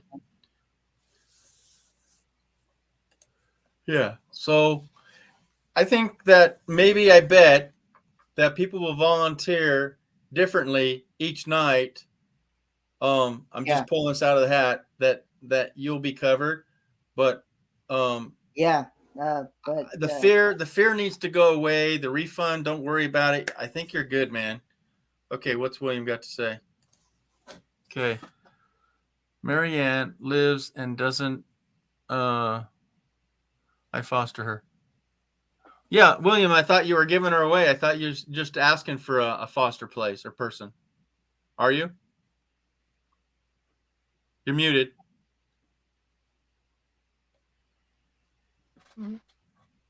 I haven't gotten her yet. Oh, okay. Oh, so you will foster her for a time, but you really want her to move on, huh? Yeah. Yeah, okay. Yeah. So camper going one, that's true. That if you're, no traffic and A to B, Blythe to Quartzsite's 23 minutes, but there's another 12 miles to get to La Posa Road, and then how many miles in? You're going to be going like 5 miles an hour in, so it's about 45 minutes. 35 is what we average, but 35 miles. Yeah, because I remember Dan said many a times he's actually driven that. Yeah, driven that road. Yeah. So, did you get a notice? Cheers. Oh, what's going on? Somebody drinking? Yeah, right here, right? Is this a little party? What are these? Okay, wine glasses. Yeah, somebody's drinking. Don't mind me. Giggle puss. All right, what do we got here? Cheers. Okay. You're not coming out for Quartzsite? No, dear. Okay, so from the 18th now to let me look at a calendar. Okay. So tomorrow's Friday. Right now it's Friday for most of you. It's already midnight. So I'm putting in a radiator with my friend that's here. I don't know if you guys guessed who figured it out who was here, but I don't want to give away their details. So they're helping me out, put in a radiator in a van, and then we're going to see what else. We'll probably change out the water pump. Financially, I don't want to, but comfort zone, yeah, I want to. And then I'll look at the alternator. If it's looking old and crusty, I want to get a new, bigger alternator. But again, I'm putting in money in a vehicle that I'm not going to keep as of right now because I don't know the history of it at all. But it has a big a Windsor 351 Windsor motor, big Ford motor. It's the 5.7. Okay, Nate. And then what else? It's got a cooling towing package. It's got an oil cooler, a radiator for the air conditioner, and a radiator for the engine. And that's what I'm changing out because it's got a bad leak. So that's just tomorrow. We tested it's got a diesel heater, so diesel fuel heater, and we tested that out, and that works good. We remounted the solar on it, so it's got solar, air conditioner, diesel heater. What did I just say? The solar, okay, so an air conditioner, solar panels, a diesel heater. It's got new tires on it, a new radiator, and again, I don't know if I want to go with the water pump, but we're going to take it apart and look at it. Kenny, so I'm going to pop the seal on that water pump and look to see if there's any plastic frayed, if any blades are broken or anything like that, and then just put a new seal back on it and close it up. Good a deal, huh?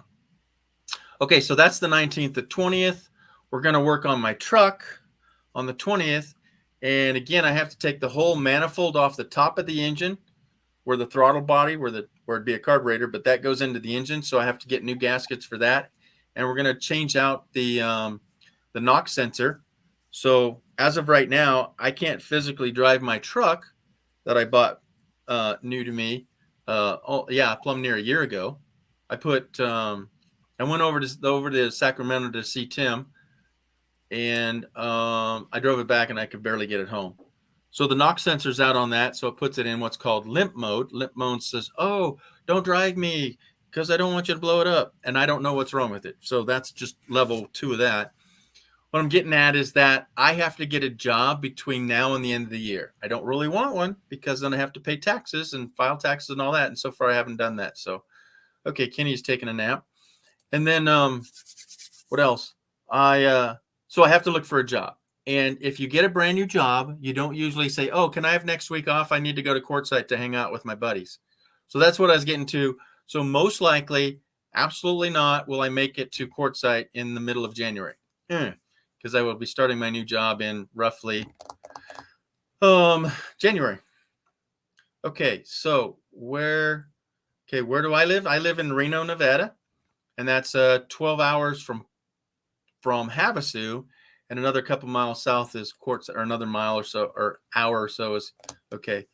You got a cap and gown? Nope, I'm not doing the walk. This is my 4th degree. Hello, 4th degrees, and I'm not. I've never walked. I walked for high school, but my mom had already passed. My dad had passed. My sisters aren't going to show up, so nobody watched me. So now, as a grown adult, nobody's going to watch me again. And I'm not fond of any of my classmates because they're backstabbing, conniving little young pups. They're all, the oldest was 30. And they just don't understand today's lifestyle. And they're the cancel generation and mad at any old white man that makes all the rules for the rest of the world that don't think that's fair. So I have no love lost for them. Okay. My teacher I do because he's brilliant. Both of them are kind of cool. Okay. Yeah, that's right. Forget about the La Posa Road. Okay. So I bet the friend's name starts with a T. No, actually it's not. Nope. Got that wrong. Okay. Is this a van? Yes, I'm working on a van. So I bought a van from a YouTuber that needed to get out of town. And unfortunately, I won't throw them under the bus as their name, but I'll throw them under the bus that they sold me a non-working vehicle. I have no idea how they got it to my house. And yet when I saw it and they told me about it and I helped them out, I don't know how they didn't get it to my house without a blown motor. Because the radiator has a hole. Okay, so let's say the radiator is this big. There's a hole 3/4 of the way to the top. I go to put in some antifreeze and it all leaked out. That's $13. And it's miserable. So I tried to talk to this person, and they were too busy, and it said, "Good luck, you bought it. Have a nice day."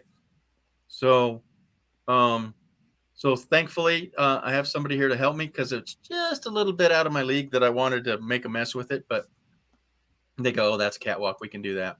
Okay. Okay. All right. So where are we at? All right. Is it the van? Yes. So here's the good though. So if I get this van up and running and I'm comfortable with it, I might make a short trip down there, but it would be in December. Okay. So the last couple days of November, maybe into December. I really want to do that because in a van, I can maneuver pretty good and get down there and test it all out. You know, because this vehicle has 200, I think 245,000. 245,000 on today's cars is if you're not taking care of it, that's Yeah. next. Get a new car. Yeah. Or a newer car. Well, if it's got that 351 Windsor in it, that's a good stomp down, good motor. I know. Well, I know it's a 351. I don't know if it's Cleveland or Windsor. That's well, Either there's either it's either it can only be one of the two. Right. It's either a Windsor, Windsor or a Cleveland. Right. Or but it did say a 351, so I'm excited because back in the day that was the best motor to have, wasn't it? And that was cast iron too. There was no aluminum about it. Oh, so with that note, that's how they were able to run it out of water. Yes. Yeah. Cast iron will hold in a whole lot more heat. Right. Than that aluminum. If you get aluminum at least bit hot, I mean, at least I've had this experience. I've seen what aluminum will do. If you get aluminum at least bit hot, you're done. Yeah. As soon as it gets over on that H, you better shut that thing off right then, right there. Right. Otherwise, you're done. Yeah. You're gonna crack. You're gonna either crack the head, or you're gonna crack the block. Yeah. That's the reason why I've always liked cast iron a whole lot better than that aluminum stuff. Yeah, that's the reason why I like the older stuff better, because they got that's all they had back then was cast iron, and especially in a Ford motor, that is actually a 351 is actually considered a 5.8 liter. Yeah, it is. And so that was another reason why I like V8s. Yeah, because most V8s, especially in your older models, are cast iron. Right. Because that's all. Because anything else wouldn't hold up in a V8. I mean, sure. So look at this. Kathleen says, make sure I change the belt and hoses and don't reuse the clamps. I hadn't thought about don't reuse the clamps. They're holding the old one on. So I didn't think about that either. But we're going to look at the hoses, and I'm with you. I don't like to do something half. I want to do it right the first time. Yeah. So I don't believe in half doing something either. No. We had a lady that used to come to our church long years ago, and of course she's done passed on now, but she had a V6 or either a V6 or a V8 vehicle. Yeah. And it was a V6. Yeah, it was a V6. Yeah, it was a V6. She had a V6, and it was so. It's got six spark plugs, 6 spark plug wires, right? Right.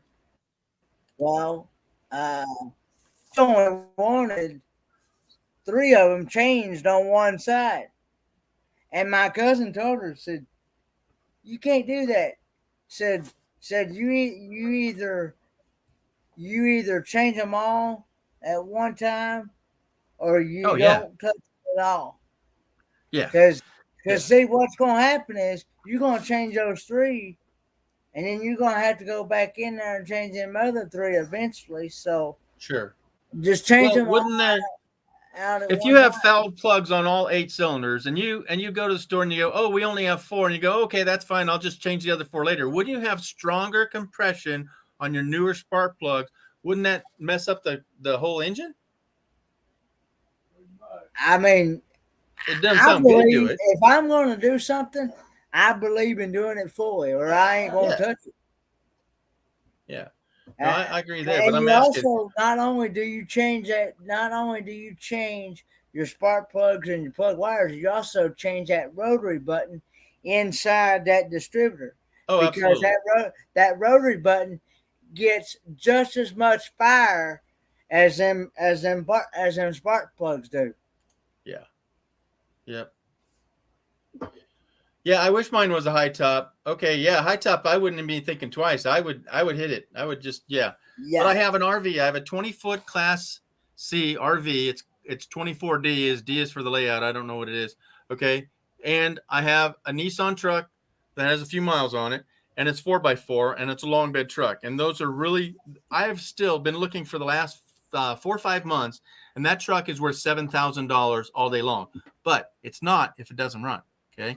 But the price ratio I got that at, I could put in a $4,000 or $5,000 motor and still be on par.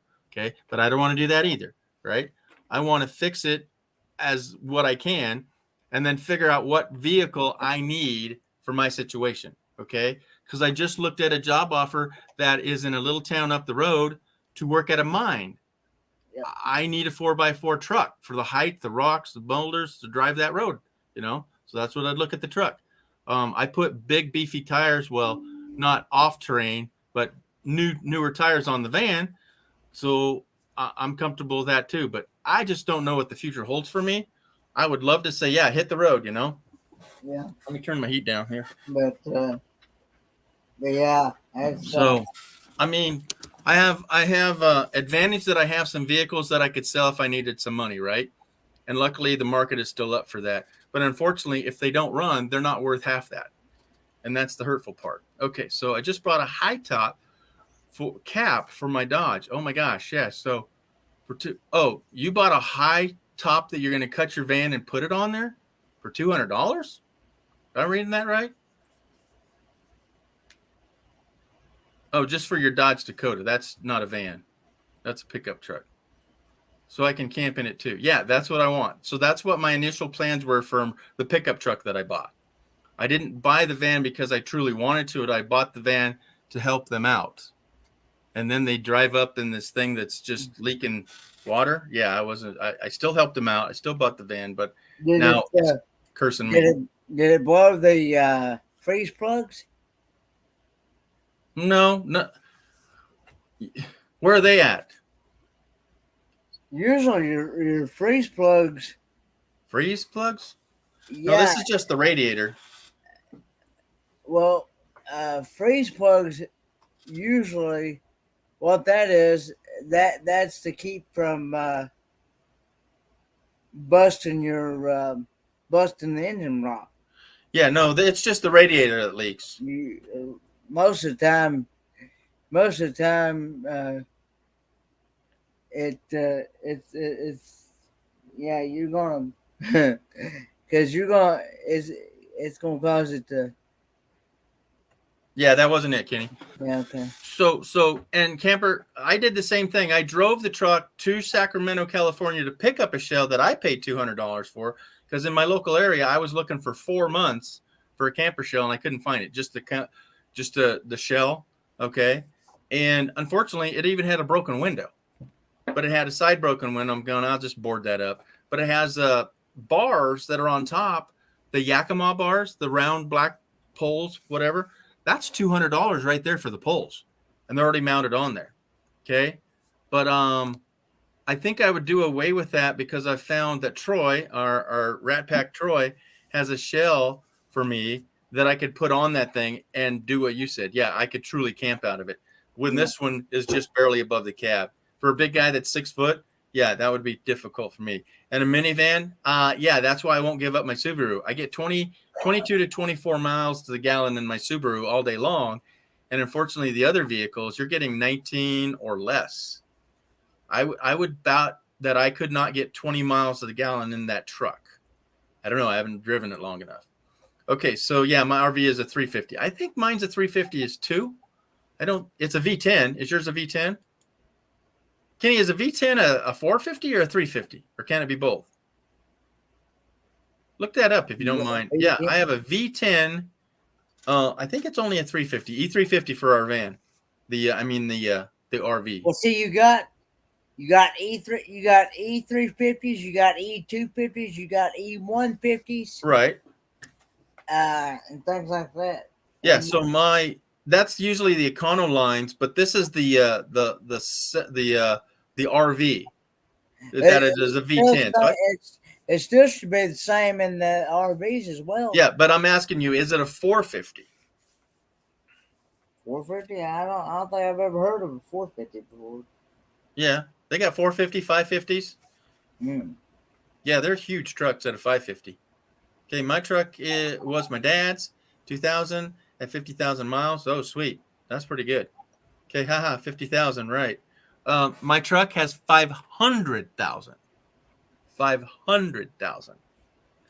509, 450 actually. Yeah. 50,000 on any cars. Like, yeah, yes, please, give me two. Okay, yes, my dad drove it back and forth to land, and yeah, sorry. All right, agreed. That's my cousin, broke the seal, steering axles. Two, same number of miles. Impressive. Yeah, cool. High top cap for the truck. Yeah, I wish. Mine's not very high. Is that the slopey kind of high top or just like a double decker camper shell?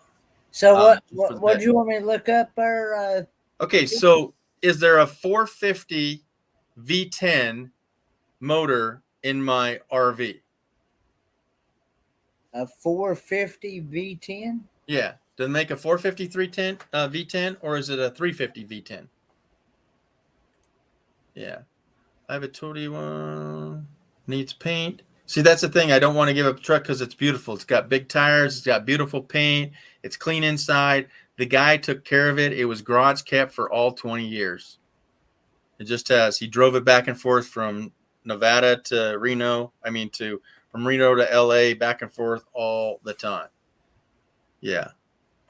Yep. Spruce up the truck. Yeah. Give him a wash and I'll take my shell off. No 350 V8. Mine's a V10. Yeah. She said no 50 V8s.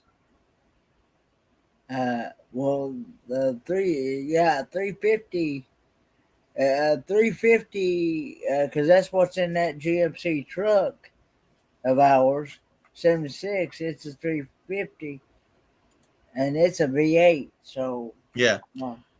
So mine's a V10. So yours is a V10. I may be a 450. I don't know. I didn't look that hard. I think it's really a 350, but I'm just asking you if you knew if it was really a 450. Well, yours is actually a 351. Is that what you said? No. The van is a 351 motor, just straight up 350 V8. Okay, I'm asking about my RV, the bigger vehicle. Oh, it's a V10, and I'm saying, is the V10 actually a 450? Is there a 450 V10 yeah. engine? Yeah. So Econoline trucks, yeah, no, that's the RV. I already know. That's the Econoline is actually only a 150 number, but it has a 350 engine in it. See, that's why I'm confused. What an E150 has a 351 Ford motor in it, so that doesn't make any sense. The one we have, it can also have a 302, which is also exactly. Yeah. But it's a 5.0 liter. It's considered a 5.0 liter, 302. So I didn't know the wheels are the same, so they're only 5 lugs. So I know it's not a 250 is a half ton, right?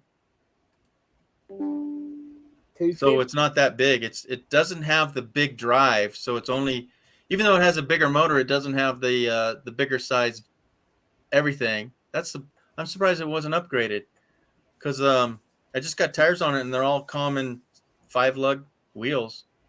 So how you check, folks, is that the back end your lugs would have 8 lugs for a half ton or bigger.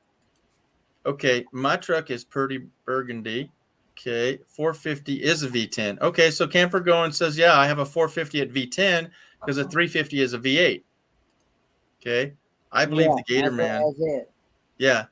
So again, because I just looked up Ford's V10 6.8 liter, which is a 413 cubic inch engine right. used with the F53 motorhome chassis A class, Okay. and the E450 chassis C class is part of the company's modular engine family. The Triton V10 was introduced in '91 and is still being used today. Yeah, it's I think it's a Triton too. Yes. Okay, so does that make my chassis a 450? Then, yeah, I mean, Yeah. So I didn't check that either, but the 351 Cleveland or Windsor, whatever, is a 5.8. It is a large motor. It is a V8. Yeah, so that's why I'm interested in keeping that because, yeah, Kenny, those are the sought after motors, right? 351, 351 and 302. on a scale to 1 to 10. And they're definitely a 10. Right there, folks. You heard it. Yeah.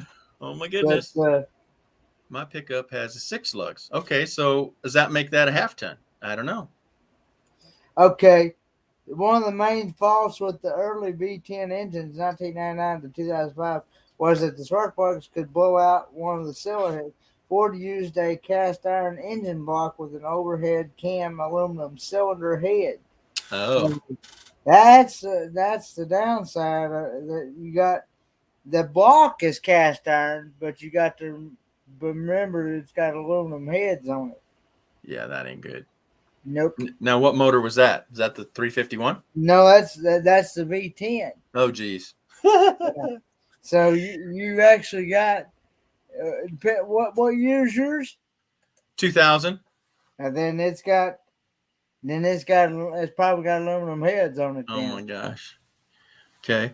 So, Okay, so Camper Goer says that yes, the Titan is a 450. I didn't even took it. I know it's a big label on there, but I never took note of that. It's just a vehicle. I just drive it. So sorry for those folks that left that didn't want to talk about vehicles, but it's just part of our chat. Thanks for sticking around, folks. You know, I could talk to you about vehicles all day long. All night long. Yeah. So, no, it's my sign, mid-size. Okay. But yeah. The 6 lugs though. That's how you tell on a Honda car. Okay, most Honda cars are 4 lugs and they're 4 cylinders. But you go to a 5 lug and it's a 6-cylinder car. So 9 out of 10 Hondas are 4 bangers, okay? But they're Preludes and bigger vehicles, of course, have a bigger motor. But as soon as you see 5 lugs, it's a different motor. There you go. So if you're looking at your Hondas and you look over and see 4 lug nuts, it's 4 banger. That's about all I know. Yeah, because it says. All right. It says this engine represents a large evolution of design. One way is to think of the V10 as a 4.0 liter V6 engine with 4 extra cylinders, or as a 5.4 liter V8 with 2 extra cylinders. Okay. This was something that was used many years ago with motorbikes. For instance, Benelli, the Italian motorbike manufacturers of the late 1970s, took a 4-cylinder Honda 500cc engine and added 2 cylinders to it. Oh my goodness! It was half of another Honda 500 to make the 750cc straight 6 engine. Wow.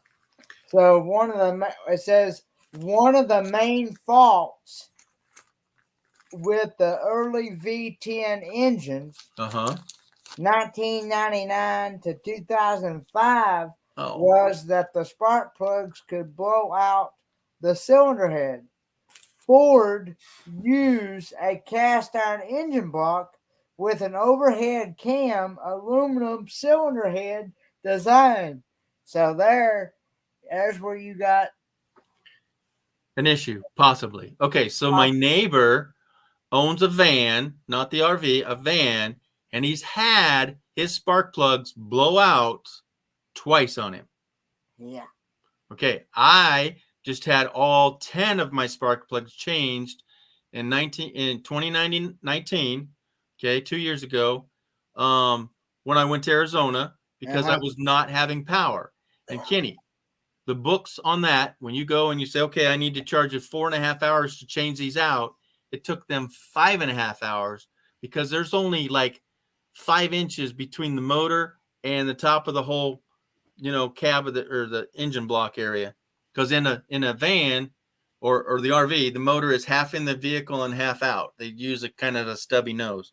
So I got my monies on that because I made the deal with them that I'd pay them cash. It was actually supposed to do like 4 hours and 20 minutes, right? Yeah. Well, let's just say money. So they wanted like $420. I said, how about four? Come on, round it off. They said, okay, $400. Yeah, $400 to change spark plugs. Okay. And it took them an hour plus longer. And I wanted to give them more money, but we made the deal and it was cash offer and they rounded off. It was out the door. Okay. But so Camper Goers once she got the high top and it made her truck seem so much bigger. Yep. Okay, go ahead. And then it says that uses centrally mounted spark plugs and waste spark ignition. So the aluminum cylinder heads on the two valve per cylinder engines built in the company's Windsor, Ontario plant have a fatal flaw in the spark plug threads. The cylinder head being of soft aluminum does not have much inherent strength in the first place and also expands at a different rate to the steel spark plug threaded into it. Right. That's one of the reasons why I absolutely despise aluminum anything. Oh, yeah, absolutely. Yeah, I absolutely hate that stuff. And so anyway, and then Ford put the V10 spark plug at the bottom of a 5-inch deep well and only allowed for about 4 threads worth of spark plug engagement in the cylinder head. So what he's saying, folks, is some spark plugs have like 2 inches of threads. And if they done bored out 5 inches, so when you go to put it in, you can only rotate it 4 times. So out of 2 inches, you're getting in at a 1/2 inch, and that's why they're blowing out. So that's why, and they're in aluminum.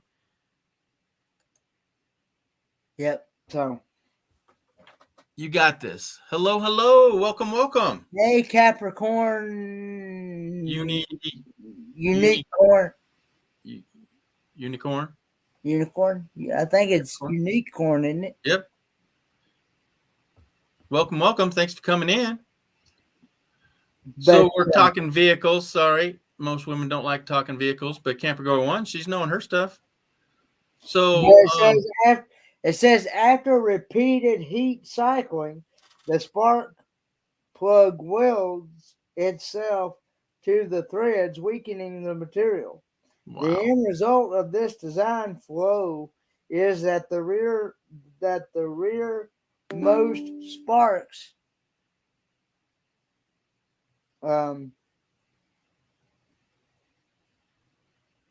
Capricorn, unicorn, welcome. Hang on a minute. Yeah. Rearmost sparks shoot out of the cylinder head while driving or get stuck while trying to remove them. Yep. when hard steel sticks to soft aluminum, the aluminum will initially give way first. This Yeah. makes these cylinder heads, spark plugs strip clean out, leaving a small hole and no way to reinstall a new spark plug. Also, Well, this yeah. failure can occur when removing the spark plugs for renewal. Yeah. So just to replace your spark plugs, you're going to trash your aluminum head. Yeah, Yeah. My buddy. Okay. So the mechanic, Kenny, yeah, he says, just like we were talking about this water pump thing, the mechanic says, if I go in to change a spark plug, I'm going to change them all. The guy says, no, you're not. You're just going to change the ones I need. The mechanic says, I will refuse to do the work if you're not going to pay for them all. yeah. And so the guy said, no, I don't want to pay for them all. So what did he have to do 6 weeks later? He went and had to spend the money and have them all Well, done. he Get anybody to do it. he told my cousin told the lady, said I'm either going to change them all at one time or I ain't going to touch it at all. Yeah. And so The he guy changed refused to them do all it. at one time right there. Okay, so Capricorn says, yeah, she's willing to learn. She doesn't know a whole lot about cars. Well, Capricorn, meet up with Miss Camper Going One, and I think Fairy Dust was saying some things about some cars. Kathleen Klein was definitely go see those. Yeah. If Fairy Dust, you can drop the links to your people's channels out there and meet up with Miss Capricorn here. Thanks for coming in. So Fairy Dust, Reap the Wild Winds. Awesome name. Yeah, see, there you go. That's how we roll. Okay. We know a lot about semi-trucks. There you go. Diesel over gasoline. Yep. Got some go-getters here. What's wrong, Gator Man? Truck is F250. Yep. So is a 250 is a half ton? Depends on your axle, right? There's F250, there's F150, there's Right, also an F350. Yeah. And there's also, I think I could be wrong, but I think there's also an F450 too, I believe. Yeah, they got all that. No, I was asking you. So once you go to a 250, that's a half ton, and then a 350 is a full ton, and 450 is like, I guess, a 2 ton, and a 550 is like, bring it on. Well, yeah. I've never heard of the 550. Oh, absolutely, dude. Yeah, there's the 550 is more of the semi-truck level. The 450 can be too, but a 550 is like up to the semi-truck level. Yeah. Okay. Type in Ford F550 and then click on the images. Yeah. Let's see. We can probably do that. But come on, Ford, man. You got to know your stuff, brother. I know. 550. I'm still worded. Okay. All right. Images. Yeah, these aren't too fancy, but yeah, there's even a 6x6 truck here. Yeah, they're just the big trucks. I mean, but man, I got to show you this. Okay, I'm gonna share this. I learned about the difference between cast iron and aluminum even when I was in high school. Sure. Even before I even got into high school, because like I said, my cousin used to work on cars all the time. Of course, he doesn't work on them much anymore because he's not in the best of health. Okay. But all right, looky here. So look, we gotta see these two wheels in the back. That makes this 6x6. See this guy here? And this? So they got two drive axles, so like a semi-truck. And this has got a truck bed on it. I mean that has to be like a diesel. Yeah, probably so. They're bigger that way. Yeah. I don't know either way, but yeah, see they have this the bus on them here. Yeah. Oh, look at the size of this tire. That's but I've even had parts stores tell me, said, you buy a diesel, you're gonna be paying double, triple the price in parts. Yeah. And I don't then know you why, are man. then you are gasoline. Because he Yeah. said gasoline. I've had parts stores tell me that diesel parts are a whole lot higher in price than gasoline parts are. Sure. Uh-oh, it's past our nap time. Yeah, you got to get up in a few hours to fix the griddle. All right, what do we got here? Good night, Kathleen. Bye, darling. Thanks for coming in. See ya. Y'all meet up with No, Capricorn, y'all here. And somebody, is that her link? Fairy I, Dust? I I don't know. I'm assuming it is. All right. And she's saying good night to her. Okay, good night, good night, good night. Nice. Yeah, so. Okay. So yeah, 4,000 is a pretty sweet deal. Like I was saying, okay, what, and a 4x4 and a diesel and a four-door and a Chevy, all good stuff. Mine is a Nissan, so disadvantage to American people. Oh, it's foreign. Yeah. Part two, it's not diesel, so it's not going to last forever, but it is a Nissan which has 500,000 miles on it, so it lasted a good long time. It's a 4x and it's a long bed truck, and those are highly sought after. All of that's highly sought after, and everything around me, they want $7,000 for the same year or newer, of course, for the truck I have. So I feel that my truck is worth $7,000 because it's most truck nowadays have like dual cabs. What is that? You okay there, buddy? So Drink went down. wrong Milk pipe. How's that went work? down Right. on the pipe. Yeah. So the truck used nowadays are a small bed. We're talking 5 to 5.5 foot, which I'm 6 foot. I can't use that. I want to put stuff in it. I want a real camper shell on it. Blah blah blah. But they're making them crew cabs, which means 4 doors. Yeah, a king cab or extra cab. That's just like another foot maybe behind the driver for putting their stuff, or maybe they might have now. They have the swing out doors on those. That's what I wish I had, Kenny. Mm. The suicide doors for your back end stuff. Yeah. But But I mean, I wish I had that. But mine are just 2 doors and then you got the extra cab behind it. And because I'm big and long legged, I have to have that extra cab just to lay back. But yeah, so I'm willing to drop $3,000-$4,000 in whatever it takes to fix this thing. But yeah. yeah.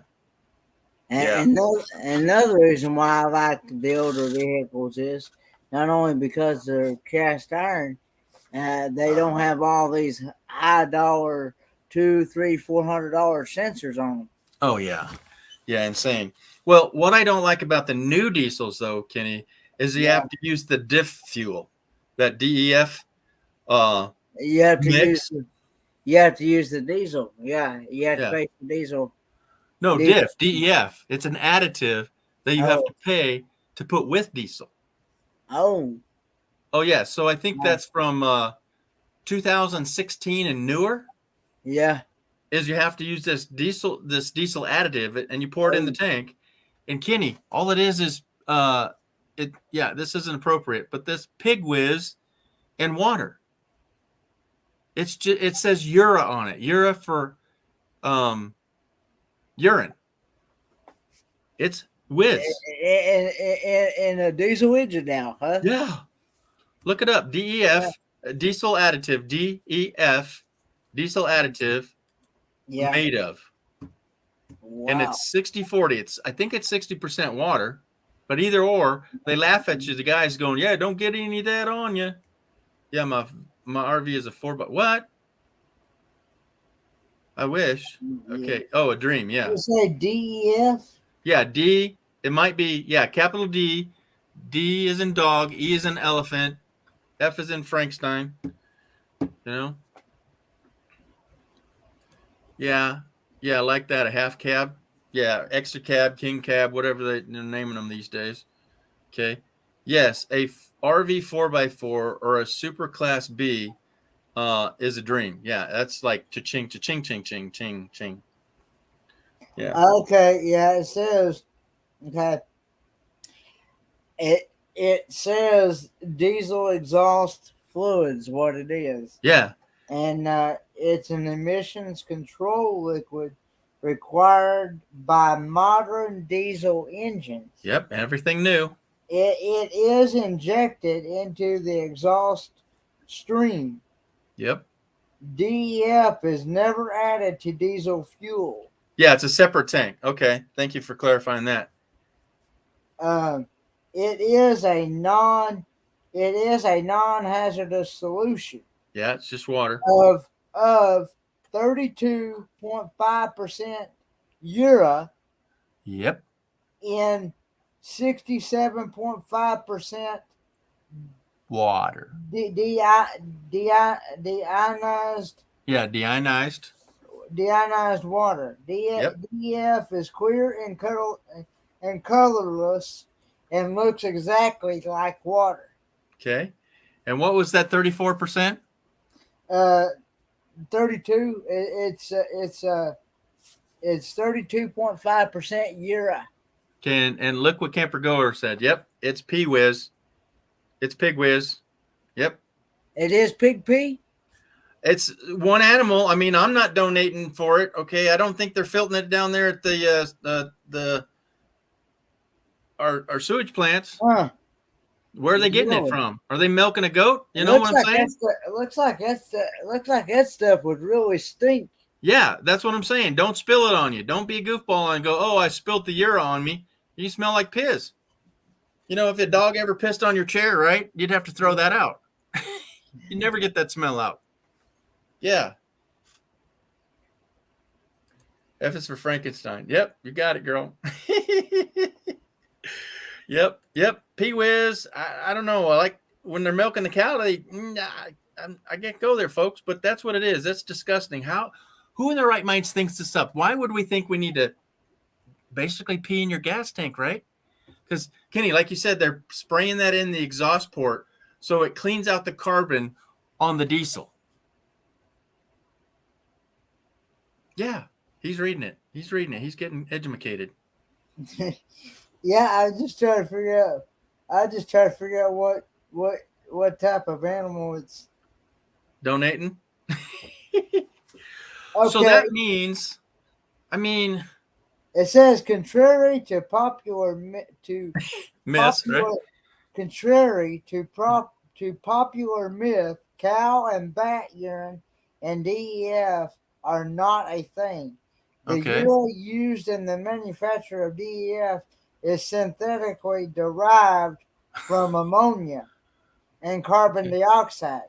Okay.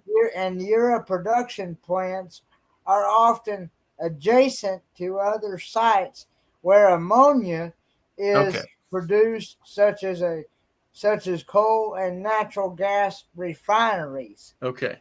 So that's good to know that it's at least fake, but it's still urea. So they're making pee to put into your gas tank. Are you freaking kidding me? What is the world coming to? Is your pa awake for that? Do your papas hear that? He's half asleep. Matter of fact, I think he's full asleep. Okay, well, tell him tomorrow that they're pitting. Well, so now we know the myth is that there's not. It's not animal pee. Obviously, it's not animal waste. Yeah, sure ain't mine either. But so on that note, if you're running out of diesel, you're out in the desert and you drive long ways and you go, oh, Snoop, we're out of that fuel, that DEF. So do you just pass the cup around, everybody pees in it, and then you make it 68-32? And it's the same thing? I don't think so. But you know what I'm saying? If it's urea, which is ammonia, why don't they call it ammonia instead of urea? That's just way crazy. Okay. Take a port. Yeah. For my throat, it does smell like pig is. Yeah, but it works. Oh. So at least now, Kenny, I never knew that it was synthetic. Yeah. But still, I was thinking, who's giving their oh man. Is that something to think about? Somebody's got to be something that's got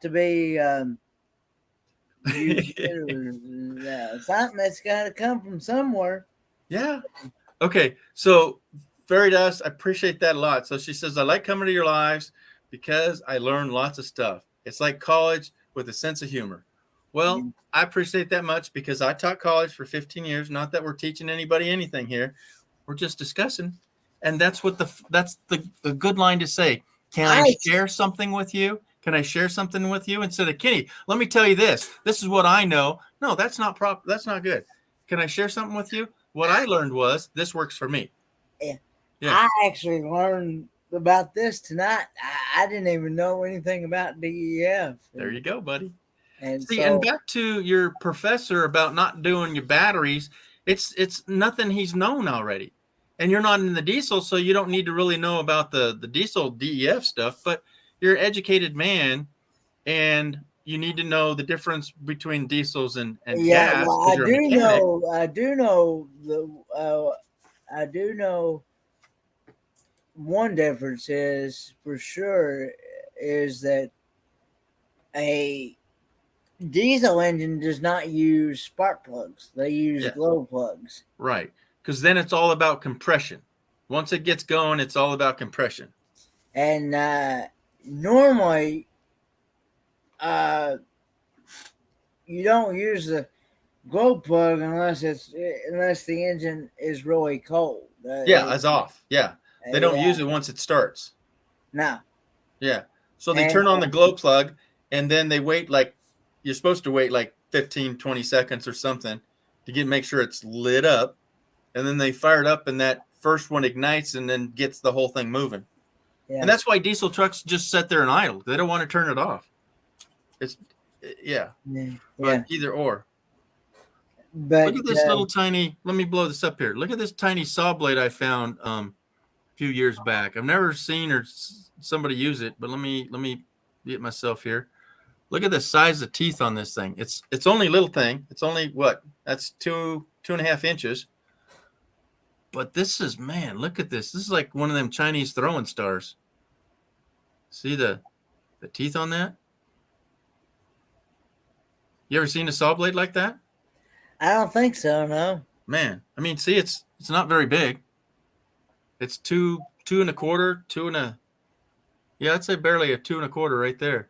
But I've always kept it. I never found out the William wants to chime in. Williams, do you see this? He has one. I know exactly what that is. Oh, tell us, buddy. Nope, you're gonna have to find it out. Okay. He's special. He hooks us up. So yeah, it's scary. It's really sharp and it's beveled on both sides. Anywho. Oh, Kenny, let's wrap it up. Did you know that pigs' autonomy is the closest to the human anatomy? I didn't know that. I thought them crazy little monkeys were. Looks like mini boring blades. Yeah, it's serious boring blades. Yeah, it's sharp. It is sharp. So it's probably one of those hand. Man, I wouldn't want to catch that on the wrong thing. Whew. Because look here.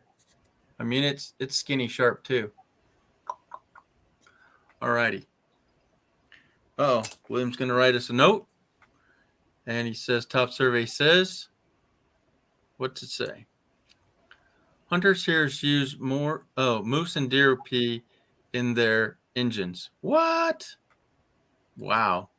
I don't know where they're getting it, dude. He knows. He goes, let me write it. Yeah, that's crazy, huh, Kenny? Yeah. So you can jump with your diesel friends going. You'd be going down the highway and be smelling that stuff like crazy. Yeah, you don't get behind the exhaust of a diesel truck anymore. And here's the thing. Okay, so I live right next to California, Nevada-California border, right? Yeah. And they can no longer use those trucks that don't have that. So anything older than, 6-7 years now, I think it's 16, is that they have to sell them. They can't use them in California. Hunting season is here. Yeah, it absolutely is, buddy. So they have to sell all those trucks. So they can sell them to Nevada. But here's the weird part, Kenny. They know that we can use them, so they don't mark them down. So, Kenny, if you had something you couldn't use, you couldn't sell it to your neighbor if he couldn't use it, right?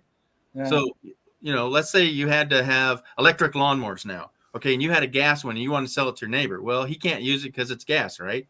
So you're not going to sell it. It's not going to be worth $20 to him, right? Yeah. But in Nevada here, we can use them, so they're selling them for like $500. Yeah. They're not marking down the prices on those trucks at all, because that's kind of weird. That's not how usually things go.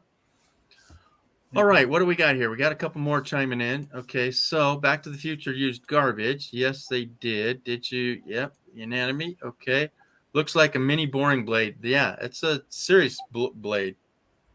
It just cut me. Yeah, I got an owie now. Okay, I believe they use pork. Oh, really? So, I don't know. So, between humans and pets. I don't know. The diabetic? Cool. We'll have to find out. That's your homework. Find out. Kenny, is anybody in your family diabetic? My dad is, and my dad's brother is. That's the reason why you hear me say a lot of times. Yeah, okay. I do not eat like a lot of like bread, potatoes, a lot of high carbohydrate foods, because all those things turn into sugars, and that's what usually brings on the diabetes usually. And my mommy was diabetic as well. Yeah. I think I might want to. That's one of the reasons why my doctor wants me to kind of watch and be careful as to how much I eat and things, Sure. and what I eat, because he said that it depends on how well you live your lifestyle. Depends on how long you live, how long you make your life last. You know what I'm saying? Sure. Yeah, I haven't had anybody diabetic in my family, and I hear all those things, and I kind of shun off bread. I don't seek it out. I don't have a loaf of bread. The only thing I'm lucky if I eat a sandwich maybe once a month. I mean, really? that's now. Dad, on the other end, he's the opposite. He can live on bread and milk. That's well, it. but he's diabetic. Yeah, I know, but now is milk a concern for diabetics too? A dairy product, or? Well, I guess it would depend on their level of diabetic. I guess it would depend on what. But see, you also got to realize too, there's also good carbs. Right. You got to have. We got to have it all. But it's just the amount of how much, you got to do it in proportions, basically. Yeah. Well, the pyramid, the old diet balance thing. Yeah. They flip-flop that back and forth. Okay, so Camper's number 2 on the diabetic scale. My dad is type 2, but he only has to take a shot as if his blood sugar is gets above 200. Yeah, so you got to test that every day? Well, I haven't seen him test it in a while, unless he's done it while I've been asleep. But you know better. You know he ain't doing it then. I was wondering where Naj is. Hi, everybody. Hey, Naj. But yeah, I 3 a.m., huh? Two, gaining too much weight. Yeah. It's not good for my legs and things, and and so it would help me. It would help me out a lot if I could. If I could get out and exercise a lot, you know what I mean? Yeah, but you can't. And see, that's the saddest part about being ill, is that people gain weight and then they can't exercise, when yet exercising is supposed to help. And it's like, now I broke both feet, or I got a hangnail. I mean, it wouldn't be so bad if I had if I had a place to See? where the ground wasn't so rough, because all I have here is just gravel. Is all I have, Well, and gravel is hard to maneuver. well, yeah. Your gravel's probably thick and loose, right? Because you fill it. The rock is to fill the driveway. What, right? It's and Okay. now I was told my landlord actually told me I could pave that one certain spot, Sure. but I checked into that just to pave that one certain spot. It's like, yeah, Couple grand, right? $5,000 Five. right now. And how big a square footage is that? Like 10 by Uh, 50 or? I mean, it's, but I'm like, no. Whoa, what was I'm that? like, I'll pass. I'm Oh sorry. yeah, yeah. Even concrete would be maybe half that, but it's not your land. It's not for you Yeah. to do that, but it's like, Well, he's gave me permission to. right, He said I can do whatever I want on my part of the property that I'm renting on. right.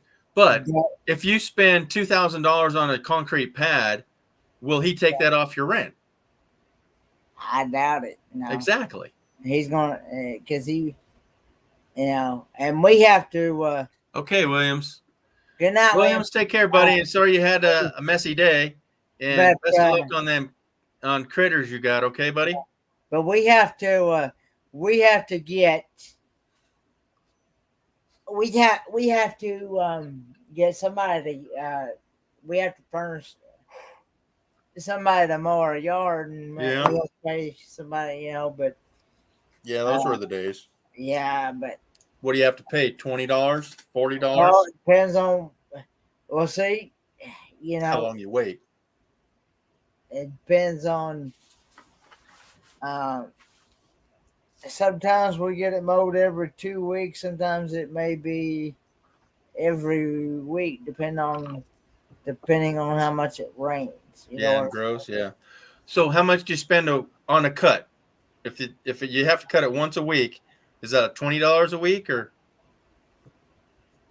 Well, some have charged $20 and some have charged 25. Oh, okay, that still ain't bad. Because dude, And I then, haven't mowed a yard for like 40 some years, right? some that Huh? there's one of them charged me $80 a month, and that's you 4 can cuts. and you can have this whacked out in like 10-15 minutes, because it's not a very big yard. Yeah, that's why $20 is like cap. But 2, 4, 6, 8, that's 4 weeks. Yeah, But if he's trimming and edging and so all that, for some reason there's this one embankment. I don't know why, but nobody ever touches it. Because it's harder because it's an embankment and they don't want to use the mower, which is the right way to do it. You use a weed eater, right? I had that they won't even touch it with that either. Oh my gosh! Right now, you look at my yard; it's like a jungle. Wow. And yeah, then somebody wants to charge you $80 just for that one-time cut, right? And I'm Because not it's like 4 times as high. Yeah, that's crazy, huh? I mean, I don't.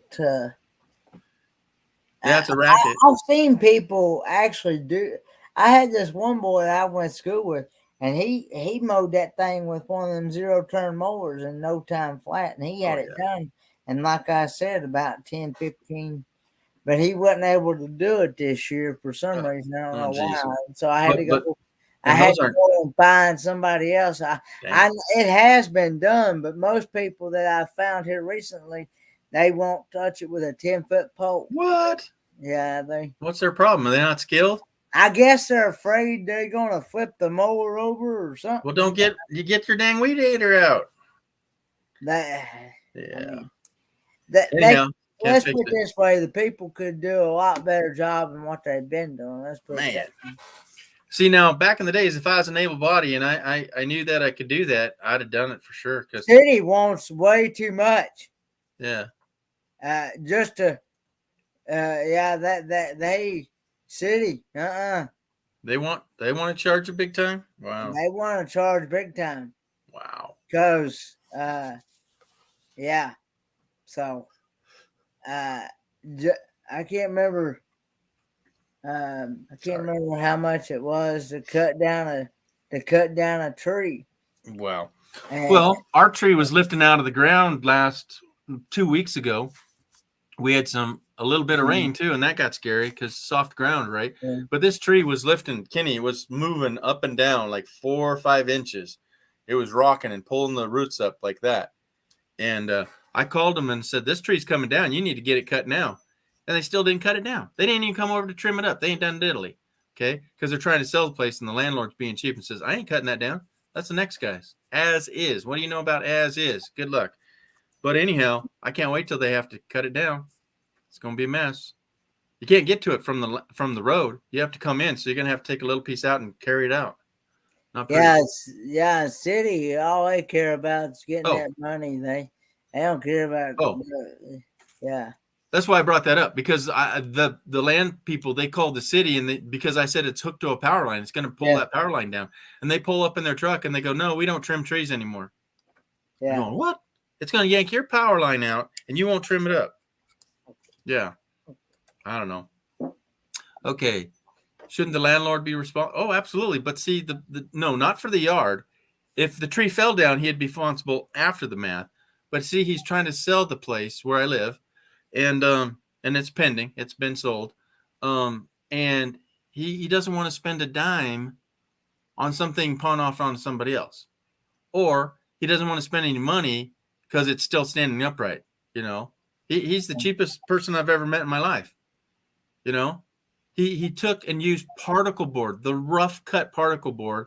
What's that siding stuff? It's not, is it particle board? Some people think that's the sandy kind, but anyhow, it's big chunks of wood all glued together. It's siding. Yeah. You know, for underneath your siding. Okay. It's just to keep the building, say you got a board on. He used that for the deck. And after 1 year, it has all fallen apart. He wasted his money. It's like, hey, let me put this Band-Aid on upside down. You just don't do that. Mm-hmm. You know, it's called putting a Band-Aid on it. Just whatever. We'll just do it. And to do it that bad, yeah, not happy with it at all. Yeah. Yeah. Shape. So, all right, gang, we have talked our talkity talk night here. It's 2.5 hours. I was only going to go for 1. You know, when I get Kenny on, we roll. I was going to say, you want to make it a solid 3? No, I know you would. Nope, it's what, 3:20 over there for you. Hello. Yeah. Oh yeah. But I got a busy day tomorrow. I got to work on that truck and get that thing running, and then we got to go for a test drive. What do you? So what all do you have to do to it now? Kitty wants me to go 3 hours. He trying to reel me in. Okay, I got the radiator, and we're gonna tear out the radiator and check out the lines. So I'll have to get some fuel. What's that called? The transmission fluid, because it's transmission cooler.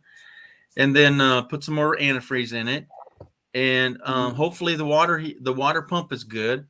But I'm gonna check it since I'm there. I would, if I knew I was gonna keep the vehicle, I would change out the water pump like that. I wouldn't care if he put it in 6 months ago. Well, at least maybe so. But you know what I'm saying? You're right there. If it goes bad, you have to spend all that money when you're right there. It's just hurtful. It's like buying 3 new tires. You just don't do it. I just don't know. But you know, again, you know, some people, they don't have a lot of money and they say, if it ain't broke, don't fix it. Don't worry about it. But Kenny, also, if it goes out, you got to spend all that money again to get to that $50 part. You know, it's just sad. Yeah. It's feast or famine. It's 50-50. Yeah, right? you rather. Like I said before, I believe in if I'm especially if I'm right there at it, I might as well just go ahead. Well, and there ain't no telling how long that one water pump has been on there. Amen.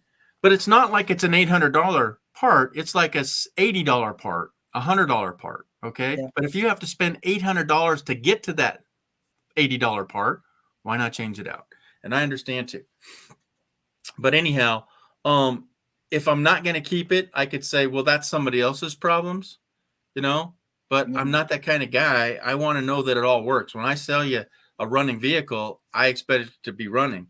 So this isn't, you can't drive it if it has a hole in the radiator. So I don't want to sell it to somebody when they can't drive it away, you know? And again, if I'm going to keep it, I want to know that I don't have to worry about driving somewhere and having the water pump goes out. Because again, folks, it's easy to do, but this one is so deep, you have to take off the grill. You have to take off the housing around. It's called a shroud around the fan, and those don't come out unless you pull the radiator out. So, yeah, you just don't do it halfway and get her done.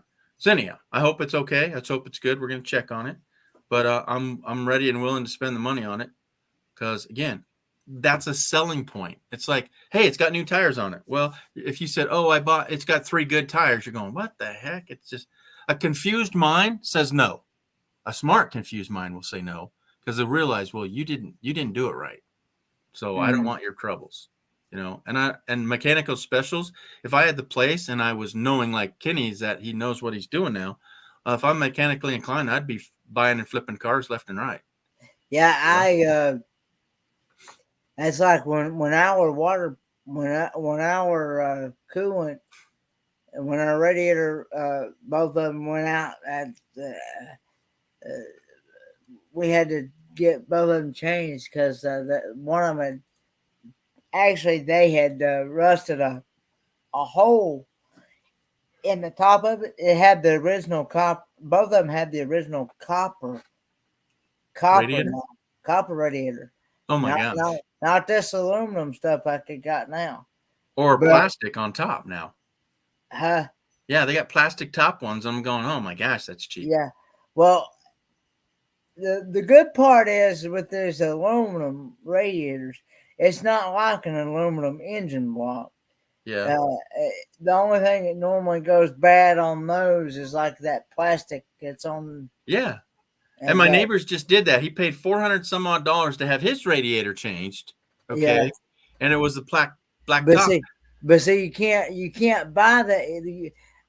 You can't buy that copper no more. No, not at all. And if you do, you're going to pay high dollar that way too. Yeah, if you can find it. If you can find it. Yeah. But my neighbor, he's got that van with the pop out spark plug too.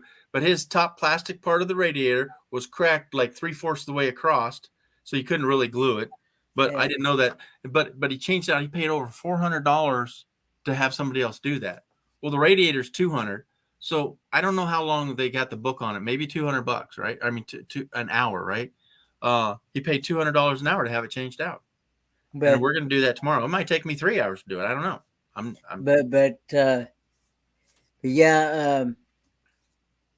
But you know, we at the same time too, we went ahead and changed the water pump as well.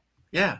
Because we didn't know how long that same for all we know, it could have been the original water pump. It had the original radiator, so and that makes me think even harder about changing this one out because I asked him, he crawled under there and looked, right? And he says it doesn't look like a aftermarket seal. So if it's still sealed up from the factory seal, that's 245,000 miles on one pump. That's insane. That's awesome. And so on that note, do I even want to mess with it and break the seal and look? You know? Yeah. You know, you don't mess with a good thing. And I don't want to create a domino effect like you broke the seal, this broke off. Yeah. Yeah, because like I said, when we bought the van and the truck, especially the truck for sure, it was all original. Everything was original in it. I mean, but how many miles on them? Well, the truck only had it'd been mostly garage kept. Sure, but how many miles? And it only had 30-some thousand miles. Oh, heavens to Murgatroyds. Yeah, that's good stuff. So and all they did was drive it on the weekends here and there, just to keep the parts moving and running Yeah. and things like that. Yeah. They didn't take it out very much. Yeah. Unlike an RV, though. People And are all excited. They'll buy a 30-year-old RV with 40,000 miles on it. Well, to me, that's like Kenny's saying, if you don't keep them all lubed and moving, they're going to rot out. yeah, and you're Miles going is irrelevant on some things. yeah. Yeah. So and you're also you're better off. Even my mechanic and even my cousin even told me this. Yeah. You're better off getting a vehicle out moving than it is Yes. just sitting there Oh, absolutely. wasting away. Do you know that an airplane will rot on the ground after like a week of not flying versus it flying 24/7 because of the droop on the wings? It's not made to just sit there and droop. It's made to be lifted and float and fly. And if you have a plane, and just especially the big ones, if it's just drooping, it's like, getting dirty oil. You got to change it. So yeah, a plane will have more damage done to it on the ground than in the air. But Agreed. All right, y'all. Let's hit the hay. Let's go down for the count. Kenny's trying to milk this one for another hour, but I caught on to him. We got to cut it off, folks. All right, man. Kenny, I love you a lot. You're the best friend I got here. I appreciate you being my cohort all the time. I look forward to getting to meet you in person one day. I know, man. I hope it could be in January. Let's put out some good vibes for that. But I got to get that job, and that's just the first week into a job. You go, well, I want to take 2 weeks off. I don't know if that's gonna happen, buddy. But there'll be another time. If not, usually. Yeah. Yeah. Usually what? You gonna try? Are you gonna try to come to the? Because my next meetup after the course site is gonna be the Helen, Georgia meetup. Okay. Well, that's way far over that way. That's in March. Yeah. In Helen, Georgia. Yeah, it could have a break if I could fly in, possibly. But again, that's like hotels and transportation. All right. See, I wasn't. Like I said, I wasn't expecting all that going on. With all I know. I mean, of course, here again, I don't expect it to be free or anything, but I do expect it to be kind of reasonable price. You know what I'm saying? Oh yeah, yeah. Well, the line. There's nothing free. Yeah. But you just were blown away that something could cost so much, and then that scare factor of what it cost. How many legs? Yeah. And oh man, Periodic, darling, I'm trying to get him to shut his pie hole so we can go. I love Periodic is around. Oh my God. My great friend and partner channel. Yep. And let me say, I look forward to getting to meet her in person. Absolutely. In Germany. Oh my gosh. Furry Dust, will you just laugh for a really long time to let her know how comical this is right now? Furry Dust. Angie, I'm literally trying to say goodnight. And he goes, well, what are you having for breakfast tomorrow? Or what do you think about the trade on the baseball team? And anything to start up a new conversation. And then you come in. Oh yeah. Good morning. Die Hard. Yep. Yeah. Oh my gosh. Yes, sir. It is. It's funny. It's hilarious. My own life. Yeah. Well, you got her now. She's up and at him, and Fairy Dust will be there in a heartbeat. So, and Fairy Dust will come over, and the other Naja just got awake. So you got 4 people. Hey, and she will come up on your live, wouldn't she? Well, she's probably working because she's 6 hours. I say. Yeah, it's 9 a.m. to her, ahead right? of me in Germany, so it's 3:30 here. So 6 hours. 9. So it'd be 9:30 there. Yeah, she just got to work. Oh yeah, yellow. Oh my gosh. Okay, what? Okay. Oh, you don't? Yeah, just in time to work, eating y'all McDonald's have McDonald's over there in Germany? I did not know that. They got them everywhere. They're in China. They're in Japan. They're crazy. Okay, so she's eating a McDonald's breakfast. No, thank you. But she don't like. She's eating it, but she don't like it. Well, darling, just like that. If you said let's go to breakfast and you go, oh, let's go to Mickey D's, it's right here, I'll buy. I wouldn't go in. I literally would not go in. No, I don't eat. No, you don't. You don't like them. McDonald's? No, I just don't. It's just they have the worst quality of food in the planet. It's the worst It's just the worst food in the world, man. Now, if I'm out on the road and I got to grab something quick and I will lower my standards, I would have a Egg McMuffin for breakfast. And to really go out all greasy, I might have one of them tater, they're whatever they're called. I don't know what they're called. What's the potato steak and yeah, it's disgusting. Yeah, look at her go. Yeah, whatever hash brown patty thing, right?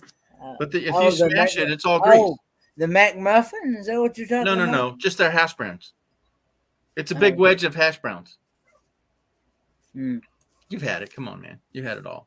Wow. All right. So you start her live and get this young lady to come up on there, and I'll watch it. She won't come up though. Oh yeah, she's at work. I'm sorry. And she's at work. Yeah. Yeah, and I've had Mickey D's coffee.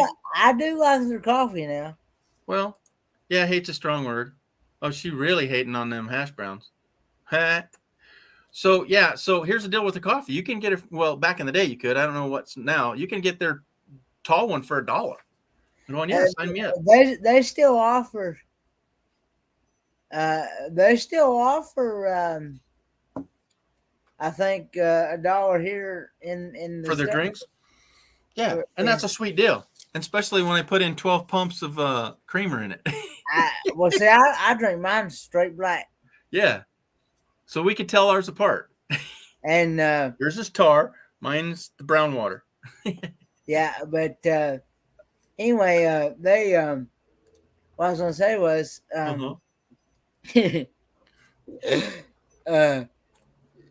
I think you can even get like a gallon of tea for. You mean the tall one? $1? Yeah. For like $1 or so, or at least you used to. I don't know now. Yeah, I don't know. I haven't.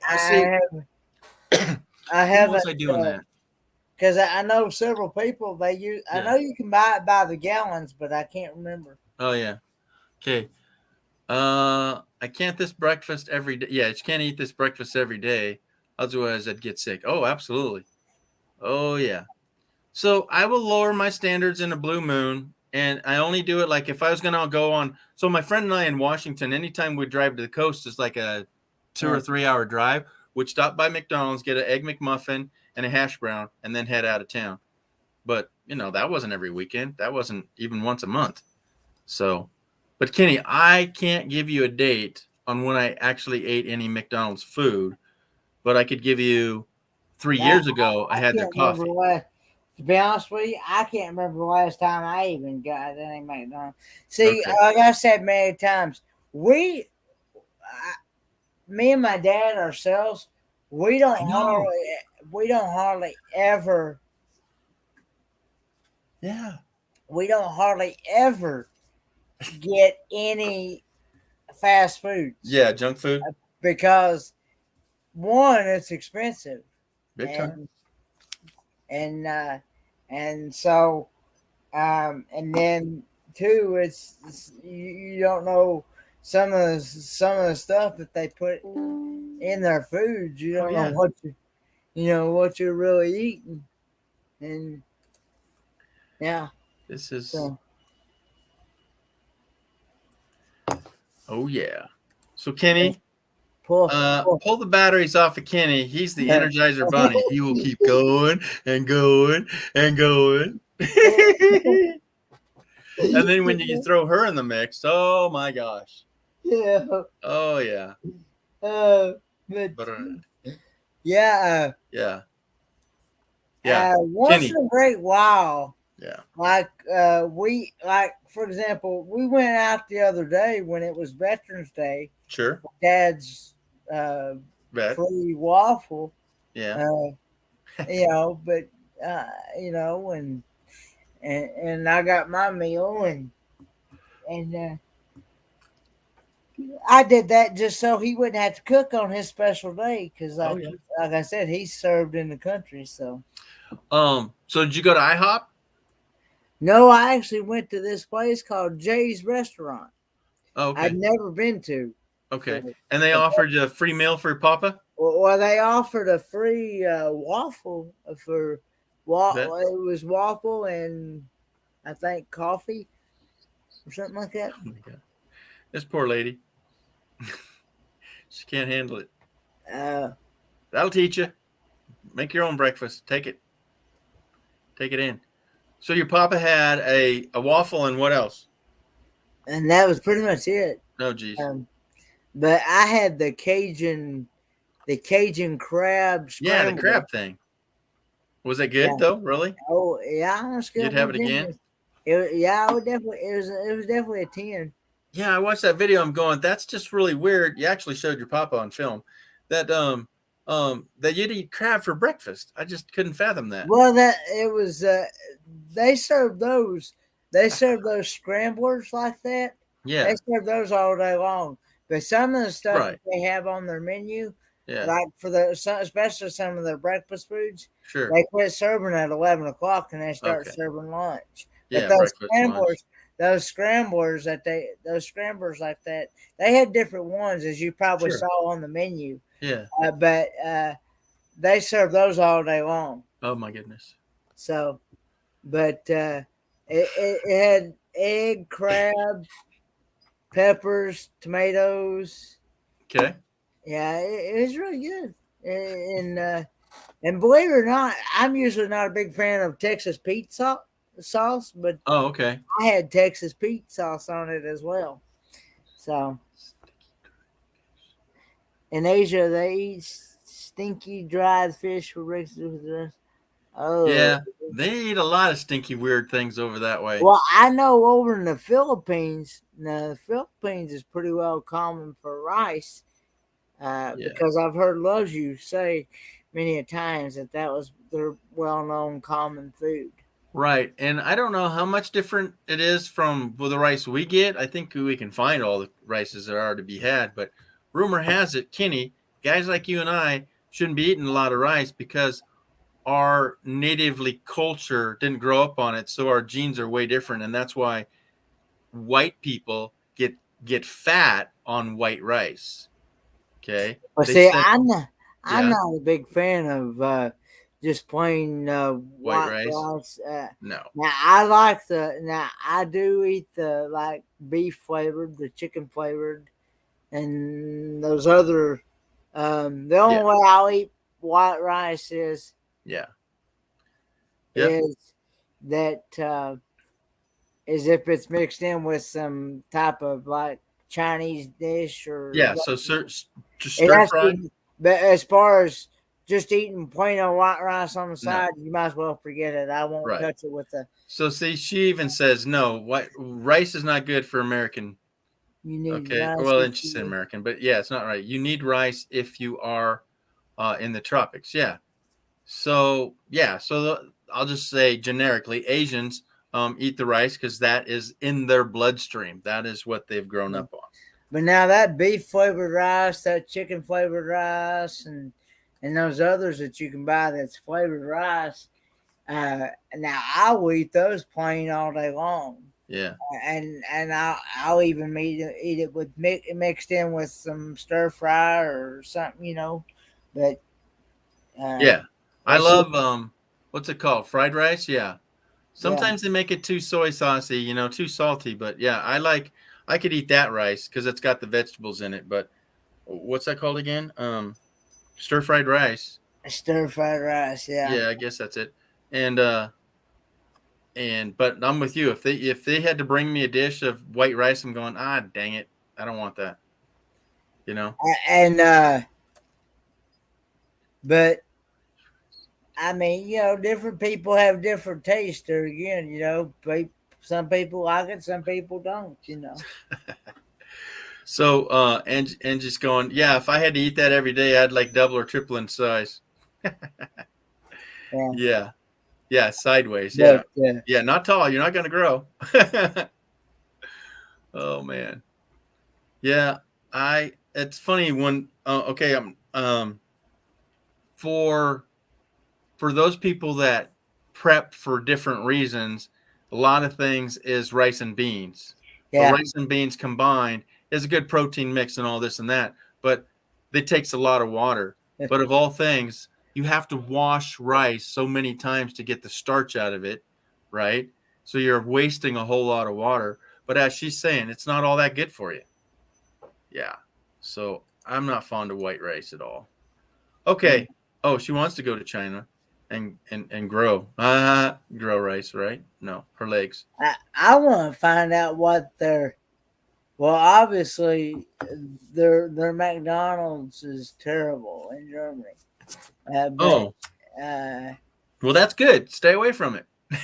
but I'm just saying by what she's saying here, their McDonald's, But Yeah. I've always wondered because I've learned by watching Bariaticas around Yes. and Magnificent Germany with Darian.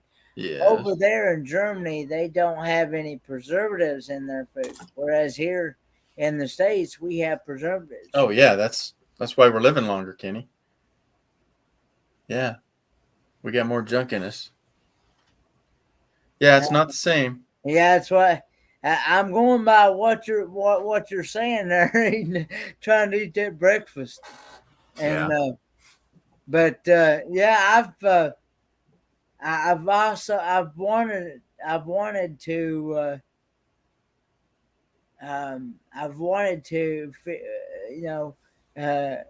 because even their spaghetti ice over there, it tastes a lot different over there than it does here in the States. It's probably better, right? Because they can use the real stuff. Ours is all chemicals. Well, not so much, but more than. Yeah, McDonald's is German food laws. Yeah, Yeah. because they don't have any preservatives. Yeah. Yeah, but it's not healthy as the one that eats every day. Yeah, it's still healthy enough for time to time. Yeah, we touched on that earlier just before you came in that I'm not fond of that and his dad's diabetic and he has to watch this and that and Yeah, Kenny needs to lose weight and yeah, yeah. because last time I went to the doctor, he said you've gained a little weight there. You need to kind of back off a little bit there. Said, You need less taste testing. well, I Yeah, didn't. you had your last taste test run that those sent you that food. Yeah, that was a lot, right? Yeah, Yeah. yeah, but I didn't. As you noticed, I kind of spaced it out. Yes. I didn't do all of it at one time. Yeah. Well, I don't know that. Maybe you just spaced out those videos. No, I seriously, Yeah, you did. I seriously, when I do a video, Yeah. I I I I pre-record the video right away, and then I upload it right away as soon as I'm done Okay. recording. Dang. Like I did a video um today or yesterday Okay. on that ramen noodle, on that nice and hot and spicy ramen Oh, I noodle. hadn't seen that one. Oh, Okay. Nas just commented on it here just recently. But, Oh. Is this that she's drooling? Nope. Is that a zipper? Can you see it? She ain't gonna say nothing. She hasn't been saying nothing because she thought we went to bed. Now look, look at this. Look. Scroll. All that is Angie. Okay. It's fun because once upon a time, those well-off people goes to McDonald's to Yeah. have a treat, but it has changed. Yes, well-off ones are eating bio and vegetarian. I don't know what bio is. But they're eating better and we're eating worse and things of that sort. And it costs so much more. So yeah, you're headed off. She forgot to say hello to Fairy Dust. That yeah, it's things are getting more expensive, but so's the fast food. But why would we not seek out better food? I just don't understand why people start off their children and send them to McDonald's. So then, they cry, oh, let's go to Mickey D's. That's why they're just good at marketing. Mm-hmm. And you're eating junky food. I just can't handle it. I want to eat quality food, man. It's so spendy. Okay, so she didn't say biochemistry. No, yeah, no chemical foods. All right, what's this one? The poor ones eat a lot of junk food. Yeah, it is sad. That's what I'm saying. It's like, why do we accept McDonald's? I don't personally. I mean, I said I might lower my standards once a year. I personally have seen people go to There. fast foods, go every day after Oh, eating yeah. that. And I'm like, how do you afford that? That's the key word. First off, I kid you not. We just for us two people, just for me and my dad. If we go to a restaurant, we're going to spend a good, at least a good $20 or more, just each. Each. Well, it depends on the total Of course, price. you are on a The total cheaper price area. for both of us. The total price for both of us. Okay. is So $20. let me share with you what happened tonight. Okay. So our classmates, let's see. So 3 of our classmates out of 5 of us. Mm-hmm. No. So 1, 2, 3, 4, 5, 6. There's 6 students in my class, and one had to work early, so he split off. Another one was sick. So there's those 3 and me. And 2 of the people were together. They said, hey, and the waitress just combined their check for 2 people, Kenny. And I didn't even see what they ate, but it was $94 for 2 people at this bar. Wow. So I don't know if he had 2 plates and a whole lot of beers, but they sat at one table and we didn't see them, and they were all clustered in, and there was no more room. So a few other of a different classmates, the next class behind me, we sat over here, and there was like 9 people in a 6 people booth, right? Yeah. And so when they moved over, I saw their ticket and it said $94, and the guy said, no, can we split this up? So it was only between 2 people, $94. Mm-hmm. Wow. I know why I don't go out. I don't need that kind of food. I had an aunt and uncle one time. One time, what happened to him? Well, my aunt Yeah. My aunt actually passed away, but Oh, okay. I'm not sure if her husband is still living or not, but he's not been doing too good either. And but anyway, they would go out every night somewhere. Wow.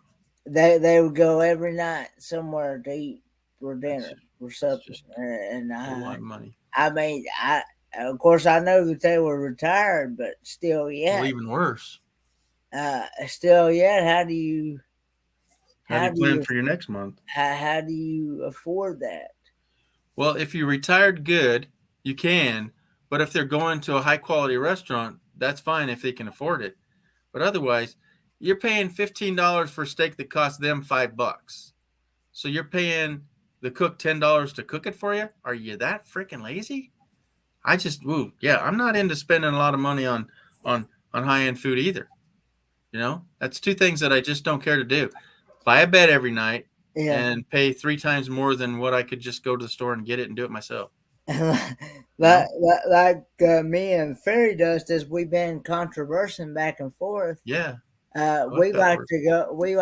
As the saying goes, we like to go for the cheaper chicken. In other words, yeah. Yeah. Okay, so, what's this one say? So I don't know how much 5 kilos is, but a kilo is a bunch. It's a lot. So 5,000 loaves, 5,000 kilos, or 5 kilos is a lot of food. So saying if they eat the whole steak or the whole meal, right, and finishes, they don't have to pay. So that's in the U.S. I think there's one in Texas. It's a 50-ounce steak. A serving for the what's it called? The health scale, right? Is 6 ounces will fit in the palm. Just the palm of your hand is 6 ounces of meat. So 10 times that.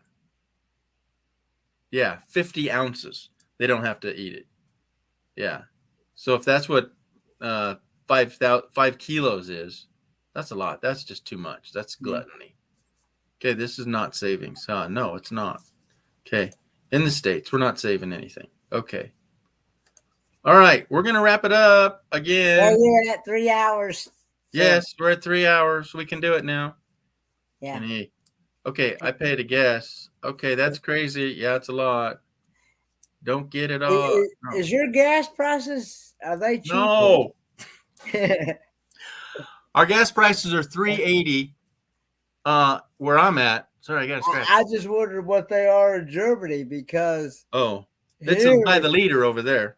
Yeah, because here, but it's probably $1 a liter. No, it's probably $2 or $3 a liter. Yeah. Okay, tell us. We'll wait for that answer and then we'll wrap it up. Right, Kenny? Yeah. No more questions. Okay, Angie, what's your price in gas over there? And a liter is 3.8 times more, Kenny. Yeah, because I mean here. Yeah. You had $4? It varies in different states, and yeah. And so. Well, Williams told us it was $5.50 for his gas. Whoa. And ours just hit $4 here.